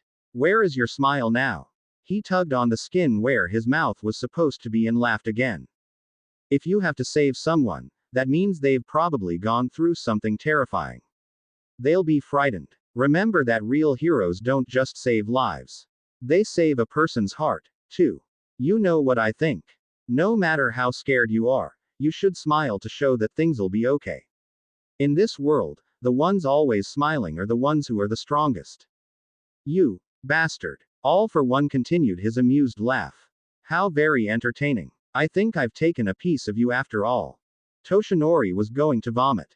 He's my master's grandchild. My God, what would she say if she knew how we turned out? He screamed in anguish, almost not hearing the woman trapped behind him cry. Don't lose. Keep going, All Might. We need you. Zero couldn't stay up any longer, exhaustion weaving its way through his bones. Win this. He screamed. The number one hero turned to him with wide eyes. Zero just glared at him with determination. Beat him. Come on, All Might. Toshinori's right arm grew with muscles. Fear not, miss. I'm not done yet. You were right. A hero has so much to protect in this world. Which is why I will defeat you. Toshinori, when you think you can't go on anymore, Look inside. Remember why it is you clench your fist. Your past. Remember where you came from. Keeping your origin in mind will help push you past your limit. My origin. Of course. I want to make a world where everyone smiles and lives together happily. All for one floated into the air. There it is. That's the last of your strength, isn't it, All Might? A wounded hero is a most frightening animal.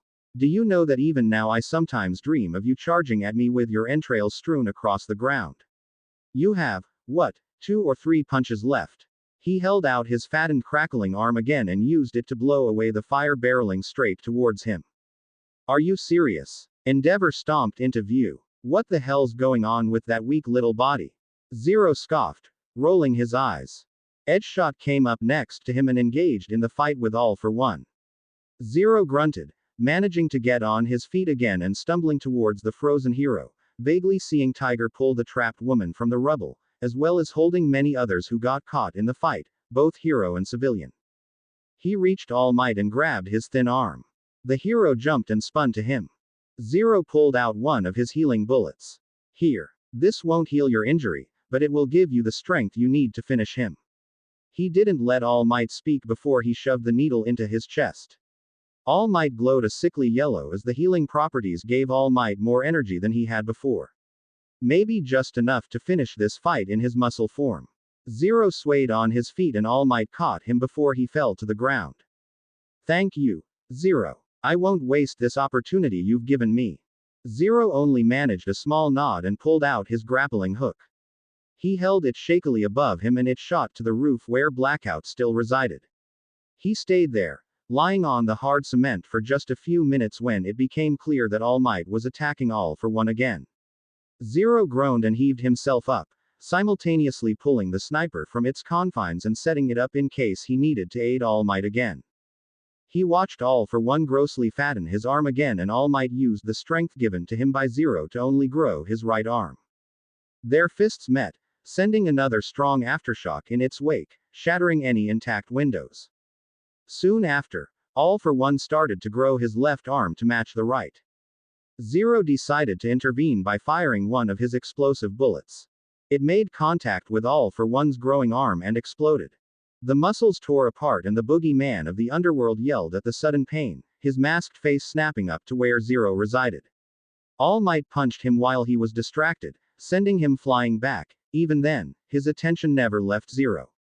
It sent uncharacteristic shivers down his spine, his instincts screaming danger. The teenager jumped to his feet, but before he could get anywhere, those red and black blades shot out of All for One's fingertips, straight for him. They were so fast, he was so exhausted that didn't have any time to dodge. Zero coughed, sprouts of blood coming from his mouth and soaking his black face mask. He looked down with wide eyes at the 5 thin blades embedded in his body. His eyes blurred and static filled his ears. They pulled him up into the air and dangled him over the ledge. You've interrupted Shigaraki's plans for the last time, Zero. The blades slowly pulled back into All for One fingers, bringing him with it. His arms, heavy from fatigue and blood loss, smacked against the villain's chest as he wrapped his fist around Zero's coat collar. All for One reached up and tore the mask from Zero's face, revealing Izuku Midoriya, his blood spread across his face, and more spilling from his gaping mouth. He floated up into the air again, turning Izuku so that he faced the reporters and the camera live streaming all across the world. The city square fell into a horrified hush as the live broadcast captured the shocking moment. Zero, the enigmatic vigilante, had been stabbed. Gasps rippled through the crowd as the gravity of the situation sank in. The reporters' frantic commentary mirrored the collective disbelief echoing through the stunned spectators. Katsuki Bakugo, who had been watching the broadcast with intense focus, felt a knot tighten in his stomach. The shock on his face mirrored that of the onlookers. No way, he muttered, his voice barely audible over the gasps and murmurs of the crowd. In the midst of the commotion, All for One, the mastermind behind many of the city's calamities, revealed a startling truth. Ladies and gentlemen, heroes and citizens alike, allow me to introduce Zero, the vigilante you've come to admire, fear, and now, pity. He ripped off the hood that covered Izuku's head. Izuku Midoriya, a mere 16-year-old. The revelation hung in the air, a heavy truth that cast a shadow over the hero-worshipping city. The camera zoomed in on Zero's face, now battered and vulnerable. The mask, a symbol of mystery, had concealed the face of a young hero who had shouldered the burdens of vigilantism in silence. Katsuki's shock turned to disbelief, then to a mix of anger and concern. The city, once enamored by the myth of Zero, now grappled with the reality of a teenager facing the perils of vigilantism. The weight of the revelation echoed through the crowd, a collective gasp resounding as the true identity of Zero was exposed. The news of Zero's identity being exposed as Izuku Midoriya was a revelation that sent a shockwave through the city, but not for Aizawa. He had known all along. Aizawa's worry, however, deepened as he watched the unfolding events. The crowded square, once filled with awe for the mysterious vigilante, now brimmed with a mix of shock and horror. The reporter's voice relayed the shocking truth, and Aizawa's eyes remained steady, concealing the concern that churned within. The revelation was not just about unmasking a hero but exposing a young, 16-year-old teenager to the harsh scrutiny of the public eye. Aizawa had been aware of Izuku's choice to become Zero, but witnessing the consequences on live television intensified the weight of his concern. No, Midoriya. The broken whisper slipped past his lips as he sank into the couch. The villain had orchestrated a spectacle that not only jeopardized Izuku's safety but thrust him into a spotlight he never sought. As the camera focused on Zero's battered face, he had mentored Izuku for 2 years, aware of the burden the young vigilante carried. The exposure of his identity was a vulnerability that went beyond physical wounds. Everyone watched Izuku as he writhed weakly in All for One's grasp, gasping for the breath that his lungs didn't receive. He vaguely saw All Might, now in his muscled form, launch himself at them. All for One tossed Izuku away like a ragdoll, leaving Edgeshot to swoop in and grab him before he made contact with the ground. His eyes closed before he ever felt the warm embrace. Ever since Katsuki was young, he knew that this world wasn't fair. That everyone wasn't equal. He can't remember the time when he first met Izuku, only knew that they had known each other ever since they were infants because of the connection between their mothers. They grew up as best friends, basically brothers. They were so close that they always knew when the other was happy, angry, or, in Izuku's case, about to cry. Their relationship was unique, one that no one had ever seen before, and Katsuki had ruined that when his quirk manifested. All because Izuku had developed a weak quirk just a year after. He bullied him, called him useless, and threatened him with his explosions. He hated him, always saying that despite having a healing quirk, he would still be a hero in the field. He hated him, always following him around despite Katsuki trying to literally push him away. He hated him, always smiling and laughing, never taking the hint that Katsuki didn't want him around anymore. Always trying to get him to just leave him alone forever. He got his wish. And you know what? He missed him.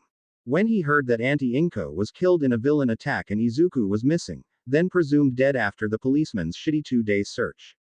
Katsuki attended the Midoriya's funeral in shock and anger. After everything he had done to Izuku, wanting him gone and out of his way. Never wanting to be associated with someone so weak. And now that he really was gone, he wanted him back. So badly that it hurt and he was never the same again. And now with the realization that he was alive, the relief he felt was ripped away from him almost imminently when he saw Izuku's bleeding body get thrown across the battlefield, so still, that Katsuki had lost him once again. There was no pain when he opened his eyes again. In fact, there was nothing at all. Izuku looked around, finding nothing but white. The only color was the green strands that fell into his eyes. His vigilante costume was gone, only leaving him in comfortable white pajamas as well as matching slippers. He took a step, then another, and another, until he was walking in a straight path, trying to find something that would help him figure out where he was. His head swiveled from side to side. Hello, he called out. His voice didn't echo. Is there anybody here? When he glanced to his left, he saw a figure in his peripheral vision. He spun around and froze. There was a person here with him. But not just any person. Mom. Eri felt the familiar soft cushions of pillows and blankets before she opened her eyes. The only thing out of the ordinary was the lack of clanging pots, a sizzling stove, and Izuku's soft humming as he made them breakfast. She stretched her arms and sat up, rubbing the exhaustion from her ruby eyes. Izuku wasn't in sight. Her heart rate kicked up with apprehension of being alone. The teenager always left after she went to sleep for his patrols with Eraserhead, but was always back by the time she woke up. Eri got to her feet and tenderly walked into the small kitchen area, searching for any clues about where he had gone. It was only when she got to the wooden table that she noticed the black glint of his knife sitting there. Eri pouted and climbed onto the matching chair with a comfy brown cushion sitting on top. When she made it to the desired spot, she saw a white piece of parchment underneath the weapon. The 6-year-old tilted her head curiously and slid it out, opening the folded flap. Izuku's messy, but eligible words greeted her. Eri, just wanted to let you know that I'm going out for a bit tonight. Katsuki's in trouble, and I gotta go help him. But don't worry, I'll be back before you wake up in the morning. If you get hungry, there are some snacks in the fridge. I know you're just a little girl, and the world can seem scary sometimes. Remember that you are safe here. Your lovely brother. Eri felt her lips tilt up in the smallest smile, but still felt the unease. Izuku had been gone since last night. It was morning now. Where was he? The metal door of the warehouse slid open and Eri's instincts made her dive underneath the table with the knife in her hand. Only when familiar black boots stepped into the building did she jump out from her spot and rush to give Izuku a hug, but stopped in her tracks. It wasn't Izuku who stared at her with sad, tired eyes. Hi Eri. Aizawa greeted. In the dimly lit hospital room, a palpable tension hung in the air as Aizawa, Katsuki, and Eri awaited news about Izuku's condition. The sterile scent of antiseptic mingled with the hushed murmurs of hospital staff outside the door, creating a somber atmosphere that mirrored the worry etched on their faces. Aizawa, his usual stern expression softened by concern, sat in a chair near him. Katsuki, the fiery determination evident in his eyes, paced restlessly, his hands clenching and unclenching. Eri, small and fragile, clutched a plush toy close to her chest, her eyes wide with a mix of confusion and concern. The silence was broken by the occasional ticking of the clock hanging on the wall.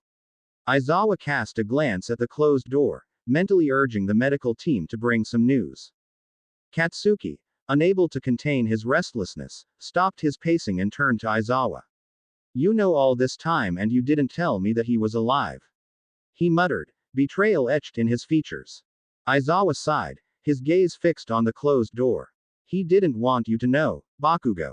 Not yet. He wasn't ready. The door creaked open, and a nurse stepped in, her expression neutral. The trio leaned forward, eager for any update. The nurse offered a small but reassuring smile. He's stable now. The surgery went well, and he's in recovery. You can see him in a little while. A collective sigh of relief filled the room. Katsuki's shoulders visibly relaxed, and Eri's grip on her plush toy loosened. Aizawa nodded in gratitude to the nurse before she left the room. Mom, Izuku uttered, his voice carrying a mix of astonishment and disbelief. Inko Midoriya's presence exuded a serene calmness, a stark contrast to the tumultuous events that had unfolded in the world he had left behind. She stepped forward, her figure bathed in an otherworldly light. Izuku, my baby, she spoke, her voice a gentle melody that seemed to resonate through the infinite white space. Her identical green eyes shined with unshed tears. You've grown up so much. Tears welled up in Izuku's eyes as he took a tentative step toward her. The reunion with his deceased mother felt like a dream, yet the profound sense of comfort she emanated was undeniably real. Izuku, overcome with a flood of emotions, rushed forward and embraced his mother in a tight hug.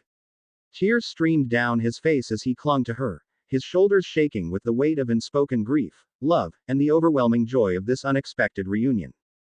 Inko, in turn, wrapped her arms around her son, holding him close. The ethereal glow around them seemed to intensify, casting a soft, comforting light on the tender moment they shared in this otherworldly space. As Izuku sobbed into his mother's shoulder, he felt a mixture of pain and relief. The pain of losing her, of facing the challenges alone, and the relief of this transient moment where the boundaries between life and whatever lay beyond blurred. I miss you so much, Mom, Izuku choked out between sobs, his words muffled against her shoulder. The hospital room was cloaked in a heavy silence as Katsuki Bakugo, Shota Aizawa, and Eri remained by Izuku Midoriya's bedside. Katsuki, still processing the revelation that Izuku was alive, found himself grappling with a myriad of emotions. He glanced at the unconscious form of his childhood friend, his usual fiery demeanor subdued by the weight of the moment. Damn it, Deku, Katsuki muttered, a mix of frustration and a hint of vulnerability in his voice. You better not die on us now. I haven't even had the chance to punch you for making us think you were dead. Aizawa, standing nearby, observed the scene with a grave expression. Eri clutched onto her plush toy, her eyes wide with concern. The room seemed to hold its breath as they awaited any sign of change in Izuku's condition. As Katsuki continued to speak, pouring out his thoughts and frustrations to the unconscious Izuku, a sudden alarm pierced the air.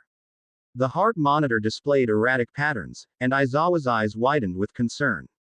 Eri gasped, her small hands covering her mouth. Deku! Katsuki exclaimed, his voice tinged with a panic that betrayed the depth of his feelings. Don't you dare give up now, you damn nerd.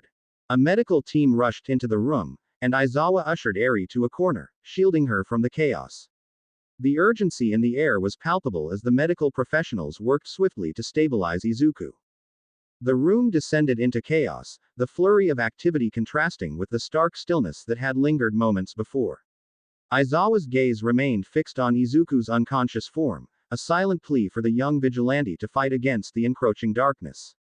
As the medical team battled to revive Izuku, Katsuki's fists clenched in frustration. The gravity of the situation hung heavily in the air. In the midst of the chaos, the heart monitor emitted a steady, continuous beep. Time seemed to freeze, and Aizawa, Katsuki, and Eri held their breath, waiting for a sign that Izuku would overcome this critical moment and emerge from the brink of unconsciousness. Inko gently stroked his hair, whispering words of comfort. I missed you too, baby. But you've grown into such a remarkable young man. I couldn't be prouder.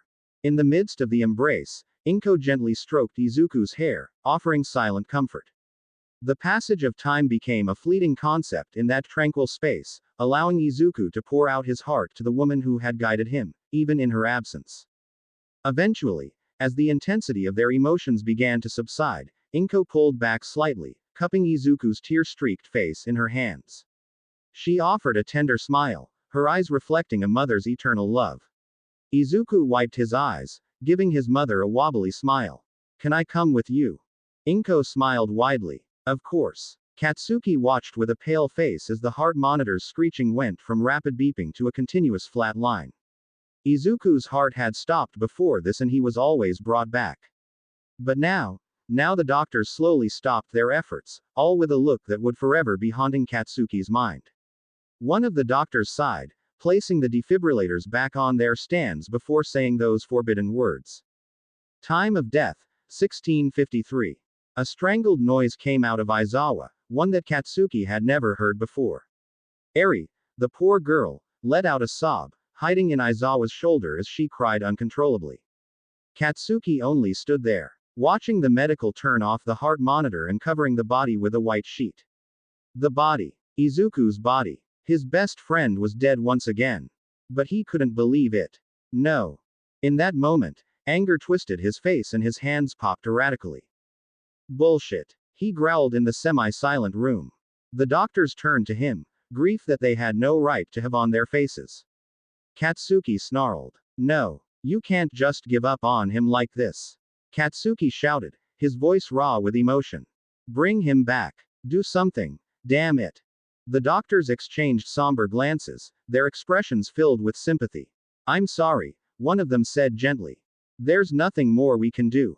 The teenager shook, with rage or containing the sobs that crawled up his throat, he didn't know. His vision blurred, and he didn't try to stop the tears that dripped to the floor. He's not dead. He can't be. Do something, damn it.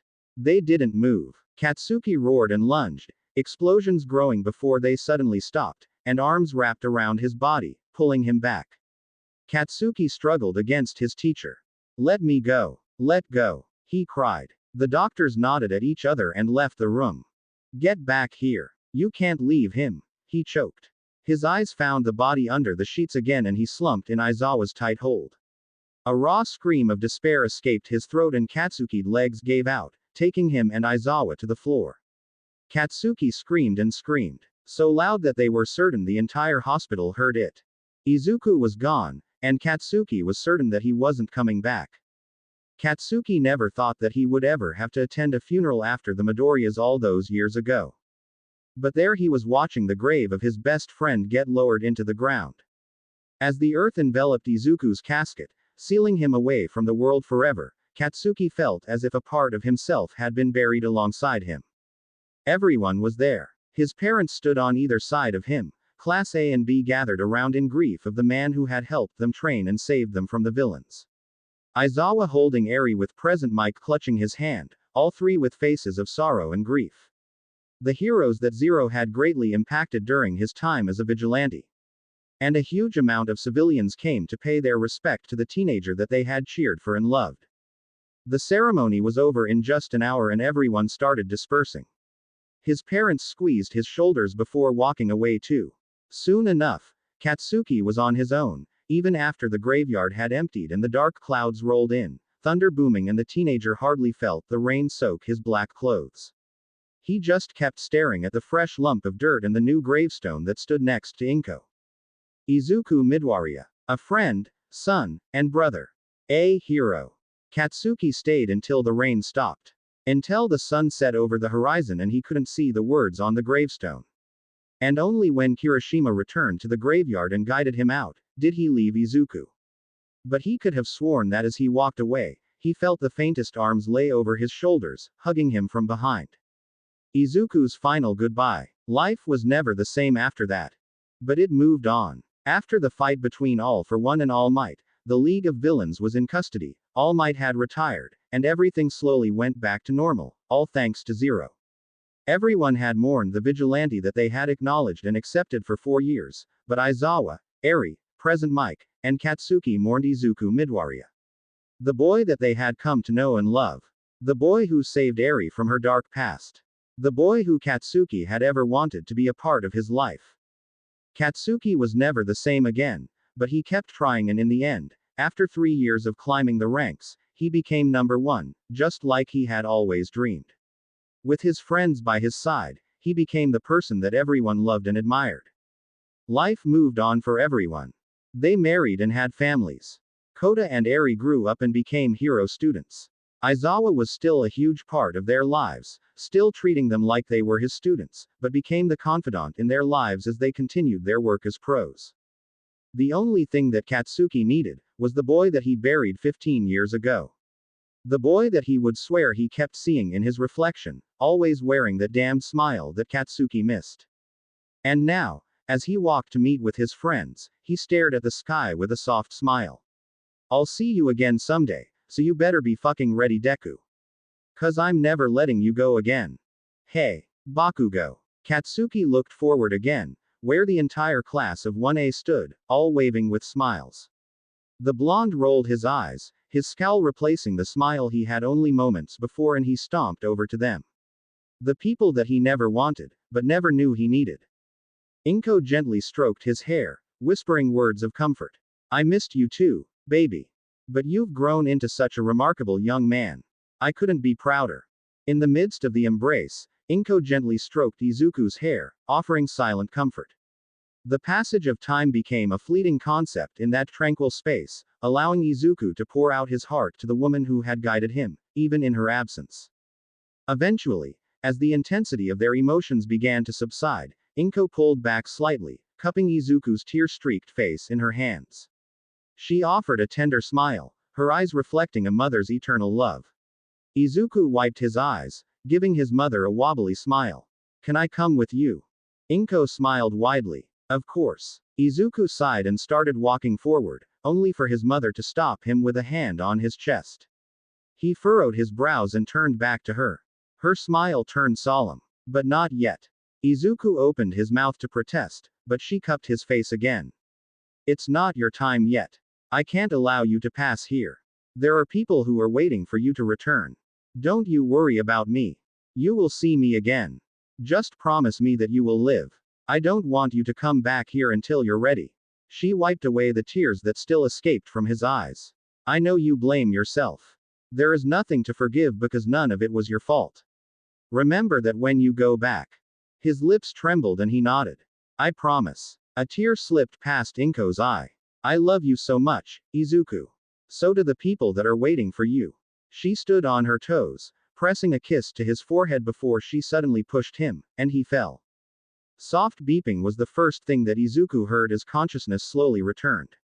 Then the soft weight of a small body tucked against his side and the feeling of a calloused hand cupping his own. Everything was fuzzy, slowly coming back to him in pieces. Kachan being kidnapped, fighting the League, getting stabbed and his identity being revealed. His mother. He tensed. And the beeping became slightly more frantic. The weight on his side and hand jolted and the sound of chairs scraping back. A whine escaped Izuku's mouth before a sob made his chest heave. Mom, he whimpered and a hand carded through his hair. It wasn't her. This hand was bigger, rougher, and inexperienced. Midoriya. Another sob shook his frame and the same small body draped over his chest in a hug. He reached up and squeezed what felt like an oxygen mask. That hand left his hair and over the one on the mask. Leave it on, Midoriya. Let it help you. The man spoke. Aizawa. Aizawa was here. He cracked his eyes open as much as he could and looked down when something lightly squeezed him, only to see a head of white on his chest. Eri. His shaky hands reached up again and held her closer. Ignore the pain it caused him. He blinked, looking up and finding Aizawa standing over him. She forgave me, he whispered. At Aizawa's questioning look, Izuku said, My mom, she forgave me. The teacher's eyes softened. He listened attentively, recognizing the significance of Izuku's words. The weight of guilt that had burdened the young hero seemed to lift, if only for a moment. Aizawa placed a hand on Izuku's shoulder, offering silent support. Of course she did, kid. You did nothing wrong. I never got to say goodbye properly, Izuku continued, his voice trembling. But she told me she's proud of who I've become. The man nodded. As she should be. You're going to be okay. I promise. He went back to petting his hair. Izuku dragged his hand sluggishly down Eri's shaking body before it stopped completely and his eyes closed again, falling asleep by the hand stroking his hair, just like she used to. Izuku Midoriya's eyes fluttered open for the second time in the hospital room, the sterile surroundings momentarily disorienting. The soft beeping of the medical equipment and the subdued lighting brought a sense of familiarity. As his vision cleared, Izuku noticed a figure sitting in a chair by his bedside. Katsuki Bakugo, the one who had thought Izuku was gone for 4 long years, looked up from his silent vigil. His red eyes widened in disbelief, a mix of shock and overwhelming emotion crossing his face. Deku, he whispered as if testing the reality of the moment. Izuku managed a weak smile behind the oxygen mask, feeling a surge of gratitude for the friend who had believed him lost. Yeah, Kachan. I'm here. Deku. You were dead. For 4 years, Katsuki finally uttered, his voice carrying a mix of frustration and relief. And then you flatlined. Your heart stopped. You were. Izuku's eyes widened at the revelation, a profound realization of the impact his disappearance had on those he left behind. Kachan, he began, but the words caught in his throat. Katsuki's expression softened, a rare vulnerability breaking through his usual tough exterior. You better have a damn good explanation for this, Deku, he said, a hint of a teasing smirk attempting to mask the genuine concern. Izuku chuckled weakly, the weight of the years of separation and the recent events settling in. I promise, Kachan, I'll tell you everything. Without a word, Katsuki leapt from the chair and engulfed Izuku in a tight, uncharacteristically emotional hug. The weight of 4 years of grief, anger, and the perceived loss of a dear friend found release in that embrace. Tears welled up in Katsuki's eyes as he held onto Izuku, the reality of his friend's presence sinking in. I thought you were dead, you damn nerd, Katsuki muttered, his voice muffled against Izuku's hospital gown. I'm sorry, Kachan, Izuku whispered, reciprocating the hug as best as he could. I never meant to hurt you like that. A mixture of relief and lingering pain filled the room. The unspoken emotions that had built up over the years seemed to unravel in that moment of reunion. As Katsuki finally pulled back, His red eyes bore into Izuku's, searching for reassurance and answers. Izuku's gaze met Katsuki's. He reached up and pulled the mask over his head. His lips twitched and he felt his eyes get hot, a laugh escaped, and then a sob. He pulled his best friend back into a hug and the teen reciprocated the action with his own, Katsuki's hand coming up to cup the back of his head. Every time I saw you, I wanted to tell you so bad. I wanted you to know that I was alive, that I missed you so much. He felt Katsuki start to shake and his shoulder get damp. I meant what I said in the training camp. I'm so proud that you got this far. Katsuki let out a sob, tightening his hold. He pulled back, wiping the tear tracks on his red cheeks. Move over, Deku, he grumbled, a hint of his usual brashness returning. Izuku chuckled weakly, understanding the unspoken invitation.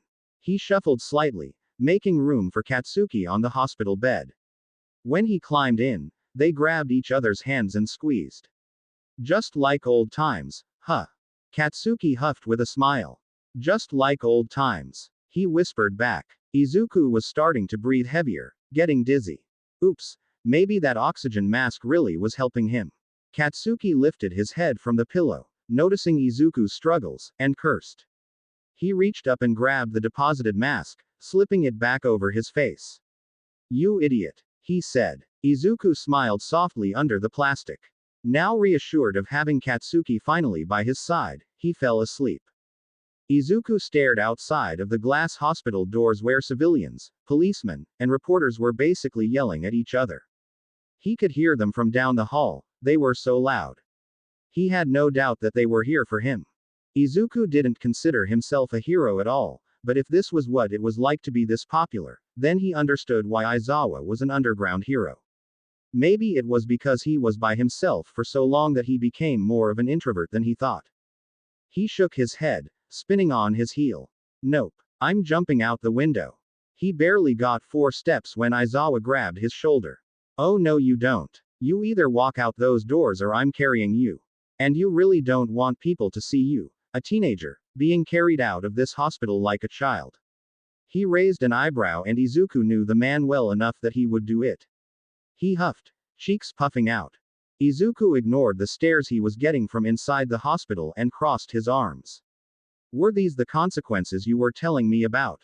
He sighed, shoulders sagging. What am I supposed to do now? Zero is a part of me. I can't just give him up. Aizawa stared at his defeated expression, the bottom half of his face hidden behind his capture weapon. He reached back into his pocket and handed him an envelope. Izuku took it hesitantly, eyes flicking up to the man and down to the white envelope.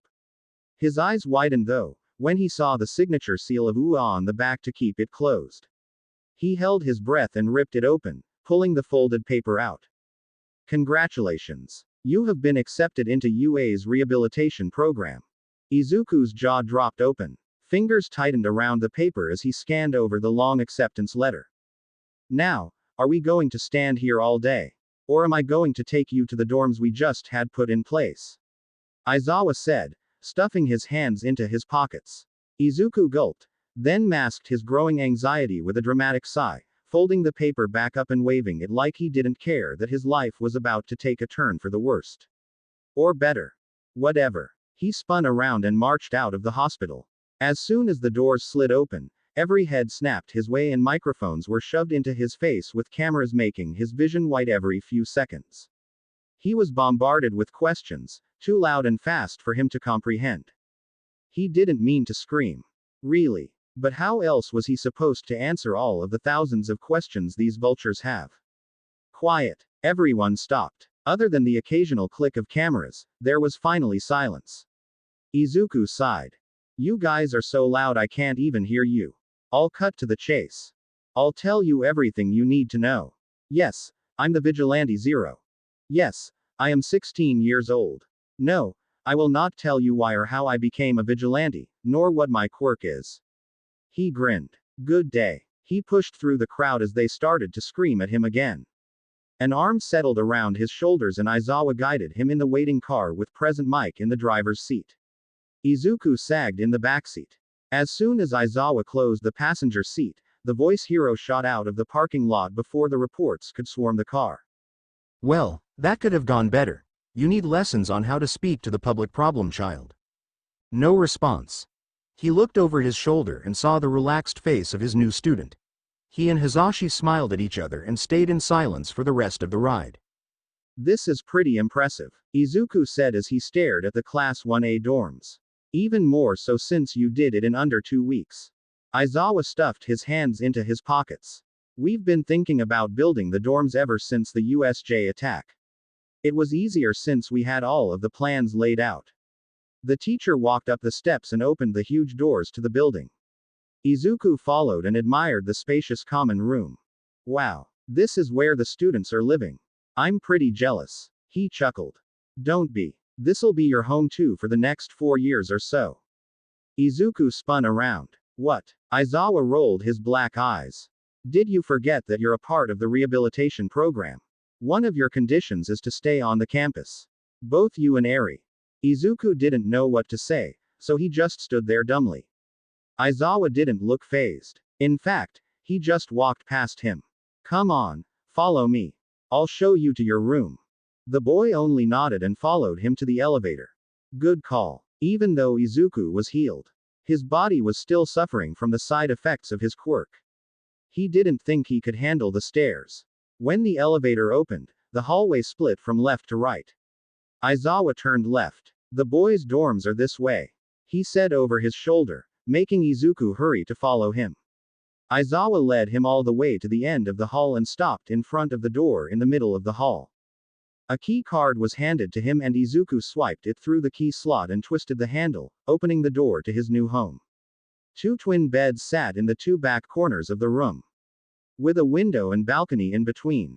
He figured that his bedroom was bigger than the others since 2 people would be staying in there, given that there were 2 sets of everything. Izuku walked in further. It was definitely going to take some getting used to after living in the warehouse for 4 years. Izuku's eyes softened however at Eri's apparent side of the room. Unlike Izuku's plain undecorated space, Eri's was decorated like the princess she was. Her bed was made with pink covers and blankets with many stuffed animals piled on top. Children's books underneath her nightstand. Izuku walked to her dresser and opened the first drawer. Clothes were piled inside, more than she has now. His eyes closed, a smile tilting his lips. Eri is going to love it here. This is perfect, Izuku said, turning to his new teacher. Eri will be happy here. Aizawa's eyebrow raised. And you? He took a deep breath. Yeah, maybe I will be too. Izuku did what very few have done before. He stared Principal Nezu in the eye without falter. Present Mike shifted where he sat and Aizawa was stiff with apprehension. The two of them meeting was a terrible mistake. Izuku Midoriya, you are in quite a predicament. I understand that you still desire to continue your work as Zero. The teenager nodded. Yes, he said curtly. Nezu hummed, thumbing or rather, pawing, through his file. I see. Since you can no longer return to vigilantism, it only makes sense to become a hero to be Zero without legal consequence. Izuku pursed his lips. Becoming a hero was the last thing he wanted to do. But his desire to be Zero again quickly overcame it. That's right, he said, a growl slipping through his tone. Nezu looked him in the eye again. I'm sure that won't be a problem. I pulled some strings and with your talent from vigilantism, I was able to get you approved to take the provisional licensing exam. You may need to stay an extra year for your rehab program, but you can still graduate with the others. You'll be a pro in no time. Izuku leaned back trying and failing to pretend that he was okay with it. Great. With the League of Villains in Tartarus, we have less on our plate to worry about and we can focus more on the students' futures. Thank you, Midoriya. You were a huge help in the capture of the League. I'm sorry that law enforcement interfered with it in the end, and that becoming a hero is the worst idea for you, but I'm afraid that this is the only option I can give you. Izuku sighed, rubbing his eyes. He was so tired. It's not like it's your fault. Besides, you've done a lot of things to help me go back to being Zero faster. So I should be the one thanking you. Nezu smiled. Oh, and one more thing. I don't think you'll benefit from being a student. Your IQ is extraordinary. No. I think that while you are here, you could become Aizawa's assistant and help the students improve. What do you say? The teenager blinked, looking at Aizawa, who nodded. Izuku smiled. Yeah, okay. I like the sound of that. I believe I mentioned this already, but your main focus this summer is obtaining provisional hero licenses. Do not take this lightly. A hero license means that you're responsible for human lives. You can imagine that the exam to receive one is very difficult. Only a few % of students pass the tests required for these permits each year. In order to prepare, today you'll concentrate on creating something new. 2 ultimate moves. Ultimate moves. An exam is a normal school thing. But this is total hero work. The door slid open. Smentos, Midnight, and Ectoplasm walked in. When we say ultimate, we mean a move that will ensure you win against your opponent. An action so unique to your identity that no other person can hope to copy it. Simply put, you must learn to lean into your strengths. Your moves represent who you are. These days, most pro heroes have an ultimate move. Those who don't are fools. This may sound abstract, but we'll explain more as the day goes on. For now, change into your costumes and meet in Gym Gamma. 20 minutes later, everyone walked through the doors of a huge empty space. Gym Gamma, also known at the Academy as the Training Dining Land, or TDL. Smentos walked forward and created a small structure for training. This facility was my idea. We can prepare unique terrains and obstacles for each student here. Here you will learn to serve up justice, hence the name.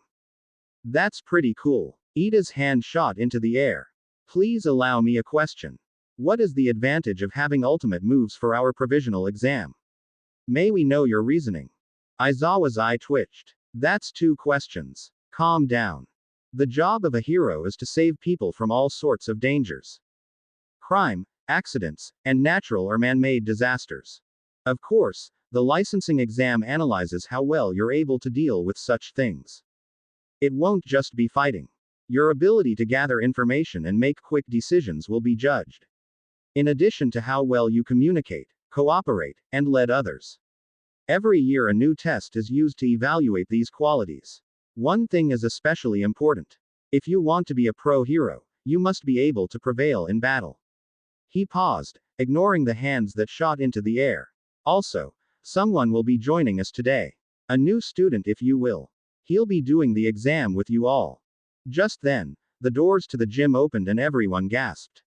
Zero stood there, hands in his pockets with Blackout strapped to his back. The attack at Camino Ward was 3 weeks ago and they hadn't seen a trace of the teenager other than him being the hot topic on the news. They were all happy to see him, even if they weren't friends. He was on his feet and breathing. That was enough for them. Zero walked into the gym to stand next to Aizawa. I'll be helping Mr. Aizawa with your training. Just because you know I'm your age, doesn't mean that my instruction is void. The class shivered at the familiar glint in his eyes. Are you ready? They all passed. After the grueling training that they went through with Aizawa, Zero, and Ectoplasm, everyone passed the provisional licensing exam. School continued as normal. Work studies were announced and some lucky students had the honor of participating in it. Izuku and Katsuki had grown closer than ever before, like nothing had changed for them. Eri finally started to learn some control over her quirk by slowly practicing on lizards. Everyone loved her, and so did she. He was proud that she was healing, she deserved nothing less than that. And then came the day of the school festival. Class 1A decided to play in a band for the talent show, and when they performed with music and their quirk, the miracle happened. Eri finally smiled. Izuku was so happy that he broke into tears. And that grin never left her face. Izuku thought he would go blind from how bright it was, and he was okay with that. Ever since he had rescued her, his only goal was to make her smile. Izuku hated that he came to UA not only for rehab but to become a hero. And in that moment, seeing her smile was worth the sacrifice. The two of them did everything the festival had to offer. Today, the UA school festival was for everyone, but for Izuku, today was just for this little girl in front of him. He never wanted to see a tear escape her eyes again, never wanted to see the fear, sadness, or tension in her shoulders ever again. No, that smile will never leave her face, not if he could help it. When the sun went down, Izuku noticed her happiness start to fade at the entrance of the dorms. Izuku kneeled down in front of her. One more thing. Eri had mentioned early after he rescued her that her favorite fruit was apples. So. She glanced up and Izuku pulled out a red candy apple. Got a surprise for ya. Eri's eyes widened and she took the stick from his hand and brought it to her mouth. She bit into the candy and after a second of tasting it, she licked her lips to rid of the sticky sugar and Izuku finished his goal. Eri smiled again. It's the best thing ever. He grunted when her small body slammed into him, knocking him on his back. He chuckled and wrapped his arms around her, sitting up so she wouldn't drop the apple into the grass. I'm happy you had fun today, he said, resting his chin on her head. Eri sighed against him. Thank you. Thank you for saving me, she whispered. Those words caused him to tighten his hold. Nothing will ever hurt this girl again, not if he could help it. Izuku sat on the roof of the dorms when everyone was asleep, making sure that Blackout was kept clean. There wasn't much he could do with it. Ua had space where he could go in and practice, but it wasn't as thrilling as it used to be. Flying through the air, chasing down the criminals, and keeping as many people safe as he could. His restrictions prevented that, even now that he had his license. He sighed, placing the sniper back into its case when he heard the door open. What are you doing up here, Deku? He turned to see Katsuki in his sweats and t-shirt coming to sit next to him. I just needed some air. Izuku moved his head back to stare at the stars. I can't believe I'm here, training to be a hero. Something that I never wanted since Mom died. But, Eri is happy here and seeing you again. He shook his head and looked at his best friend with a soft smile. Growing up, I don't think becoming a hero was really my end goal, not my real dream. Katsuki furrowed his brow but didn't interrupt. I think my dream was to always be by your side. Becoming a hero was more of an extra passion. You're going to be a great hero one day, Kachan. And I can't wait to see it. They stared at each other before Katsuki tsked and turned away, but not before Izuku saw the faint blush on his cheeks. Whatever, you stupid nerd, he grumbled, making Izuku laugh. They sat in silence for a few minutes before Izuku suddenly leaned into him. Katsuki stiffened. Katsuki never thought he would ever get to experience this feeling again. When they were little, Izuku was very clingy. He would stay as close to his side as possible. And surprisingly, he never minded. It always felt like Izuku relied on Katsuki to protect him. It made him stronger, made him more passionate about wanting to become a hero. Katsuki closed his eyes and laid his cheek on his green fluffy hair. You have no idea how much I've missed you. As Izuku knelt before his mother's grave, a sense of calm washed over him, replacing the lingering ache with acceptance. He arranged the peonies with care, their vibrant petals a testament to the beauty of life, even amidst loss. Mom, I did it. You told me to keep living and I have. I'm graduating UA today. I wish you could be here to see it, to see me become the hero you always knew I would become. He smiled, running a cloth over her gravestone to wipe off the dirt that clung to it after not visiting her for so long. I've made friends. I have people who believe in me. He spoke of the challenges faced, the friendships forged, and the lessons learned, each memory a cherished treasure. There were moments when I longed for your guidance, your reassurance, he admitted, a small smile tugging at his lips. But in those moments, I found strength within myself. Your spirit, your unwavering belief in me, it was always there, guiding me forward. As he shared his experiences, he felt a sense of peace settle within him. I've come to realize that life is a journey filled with twists and turns, victories and setbacks. And through it all, I've learned to embrace every moment, every emotion, he said, his gaze fixed on her name carved into the stone. Mom, I may not have all the answers, but I know one thing for certain. I'm going to be okay, he declared, his voice echoing with conviction. You no longer have to worry about me. He leaned forward until his forehead was on the stone. I'll see you again, and when I do, I'll tell you everything. He walked away with a light heart. Years of grief, gone. He walked out of the cemetery with a smile. A warm breeze washed over him and he knew that his mother was watching. Today was the day. His rehabilitation was finished. Exactly 1 year ago today, Class 1A graduated and became pro-heroes. Izuku, unfortunately, had to stay at UA, but he became a ward and Aizawa's assistant with all of his new classes. Well, when he didn't expel them anyway. But today was the day he was finally being released and officially becoming a pro. But now, he sat in the small dorm that belonged to him and his 10-year-old sister who had been clingy all week, and no matter how many times he told her that he wasn't going anywhere, she still didn't seem to believe him. With all of the training she had gotten on her quirk over the 4 years they were there, Eri was certainly going to have great control over it when she enrolled at UA. I promise Eri, I'm not going anywhere. I'm still going to be living here, just going to be gone for most of the day. I heard that Kota was going to come stay here for the week, aren't you excited? Kota and Eri had become the best of friends over the years. Probably as close as Izuku and Katsuki were. He had no doubt that they were going to be together one day, and Izuku couldn't think of anyone else more perfect for her. Eri sighed, sitting up and clasping her hands in her lap. Yeah, I guess. But you won't be with us. You're going to be gone all day. Izuku laughed. I don't see how it's any different than before. I'm still gone all day helping the faculty train the students. He said with amusement. Eri huffed, swinging her legs. At least you were on campus and not leaving. I was allowed to be with you too. Her brother softened and he placed his hand on her head. Once you become a hero student and get to have internships and work studies, you'll be able to work with me. I'm not leaving you, Eri. Not ever. If you ever need me, I'm always one call away. Besides, if you worry about me, then just remember that I'm going to be working with Kachan and the others. We'll have each other's back. And really, I'm more of a distance fighter than close combat. He reassured and noticed Eri start to relax. Yeah. The front door opened and they looked over their shoulders to see Aizawa and Principal Nezu walk in, the former carrying the case with Zero's costume. You ready, Midoriya? Nezu asked and Izuku nodded, standing and taking the case from Aizawa before going to his room in the back to change.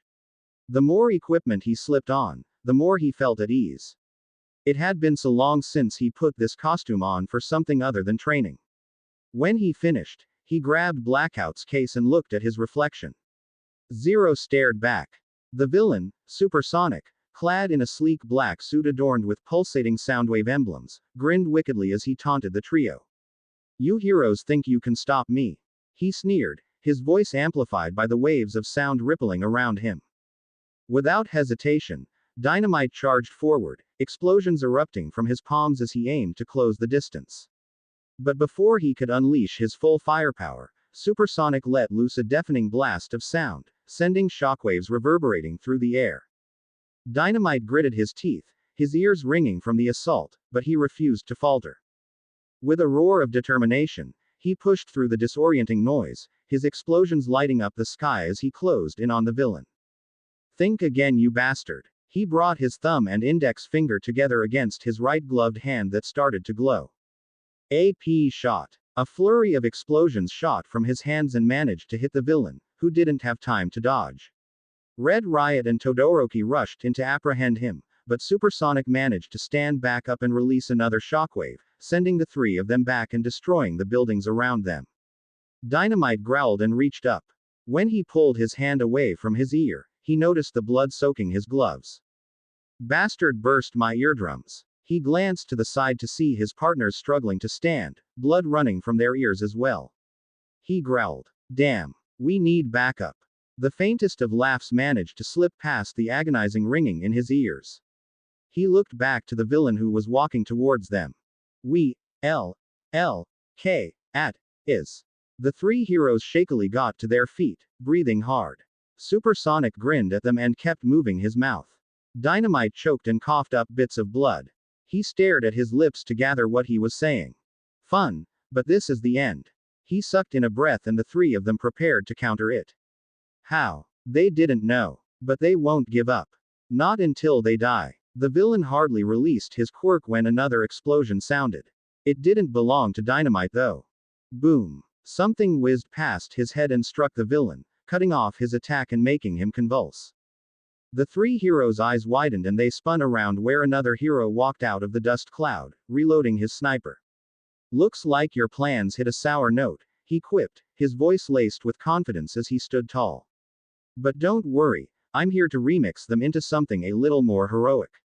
He smirked underneath his mask, looking at Red Riot and Todoroki's relieved faces, before turning to his best friend. I'm back. Zero sang. The end. I hope you guys enjoyed this video. Please make sure to like and subscribe to the channel. Now we will see you in the next video.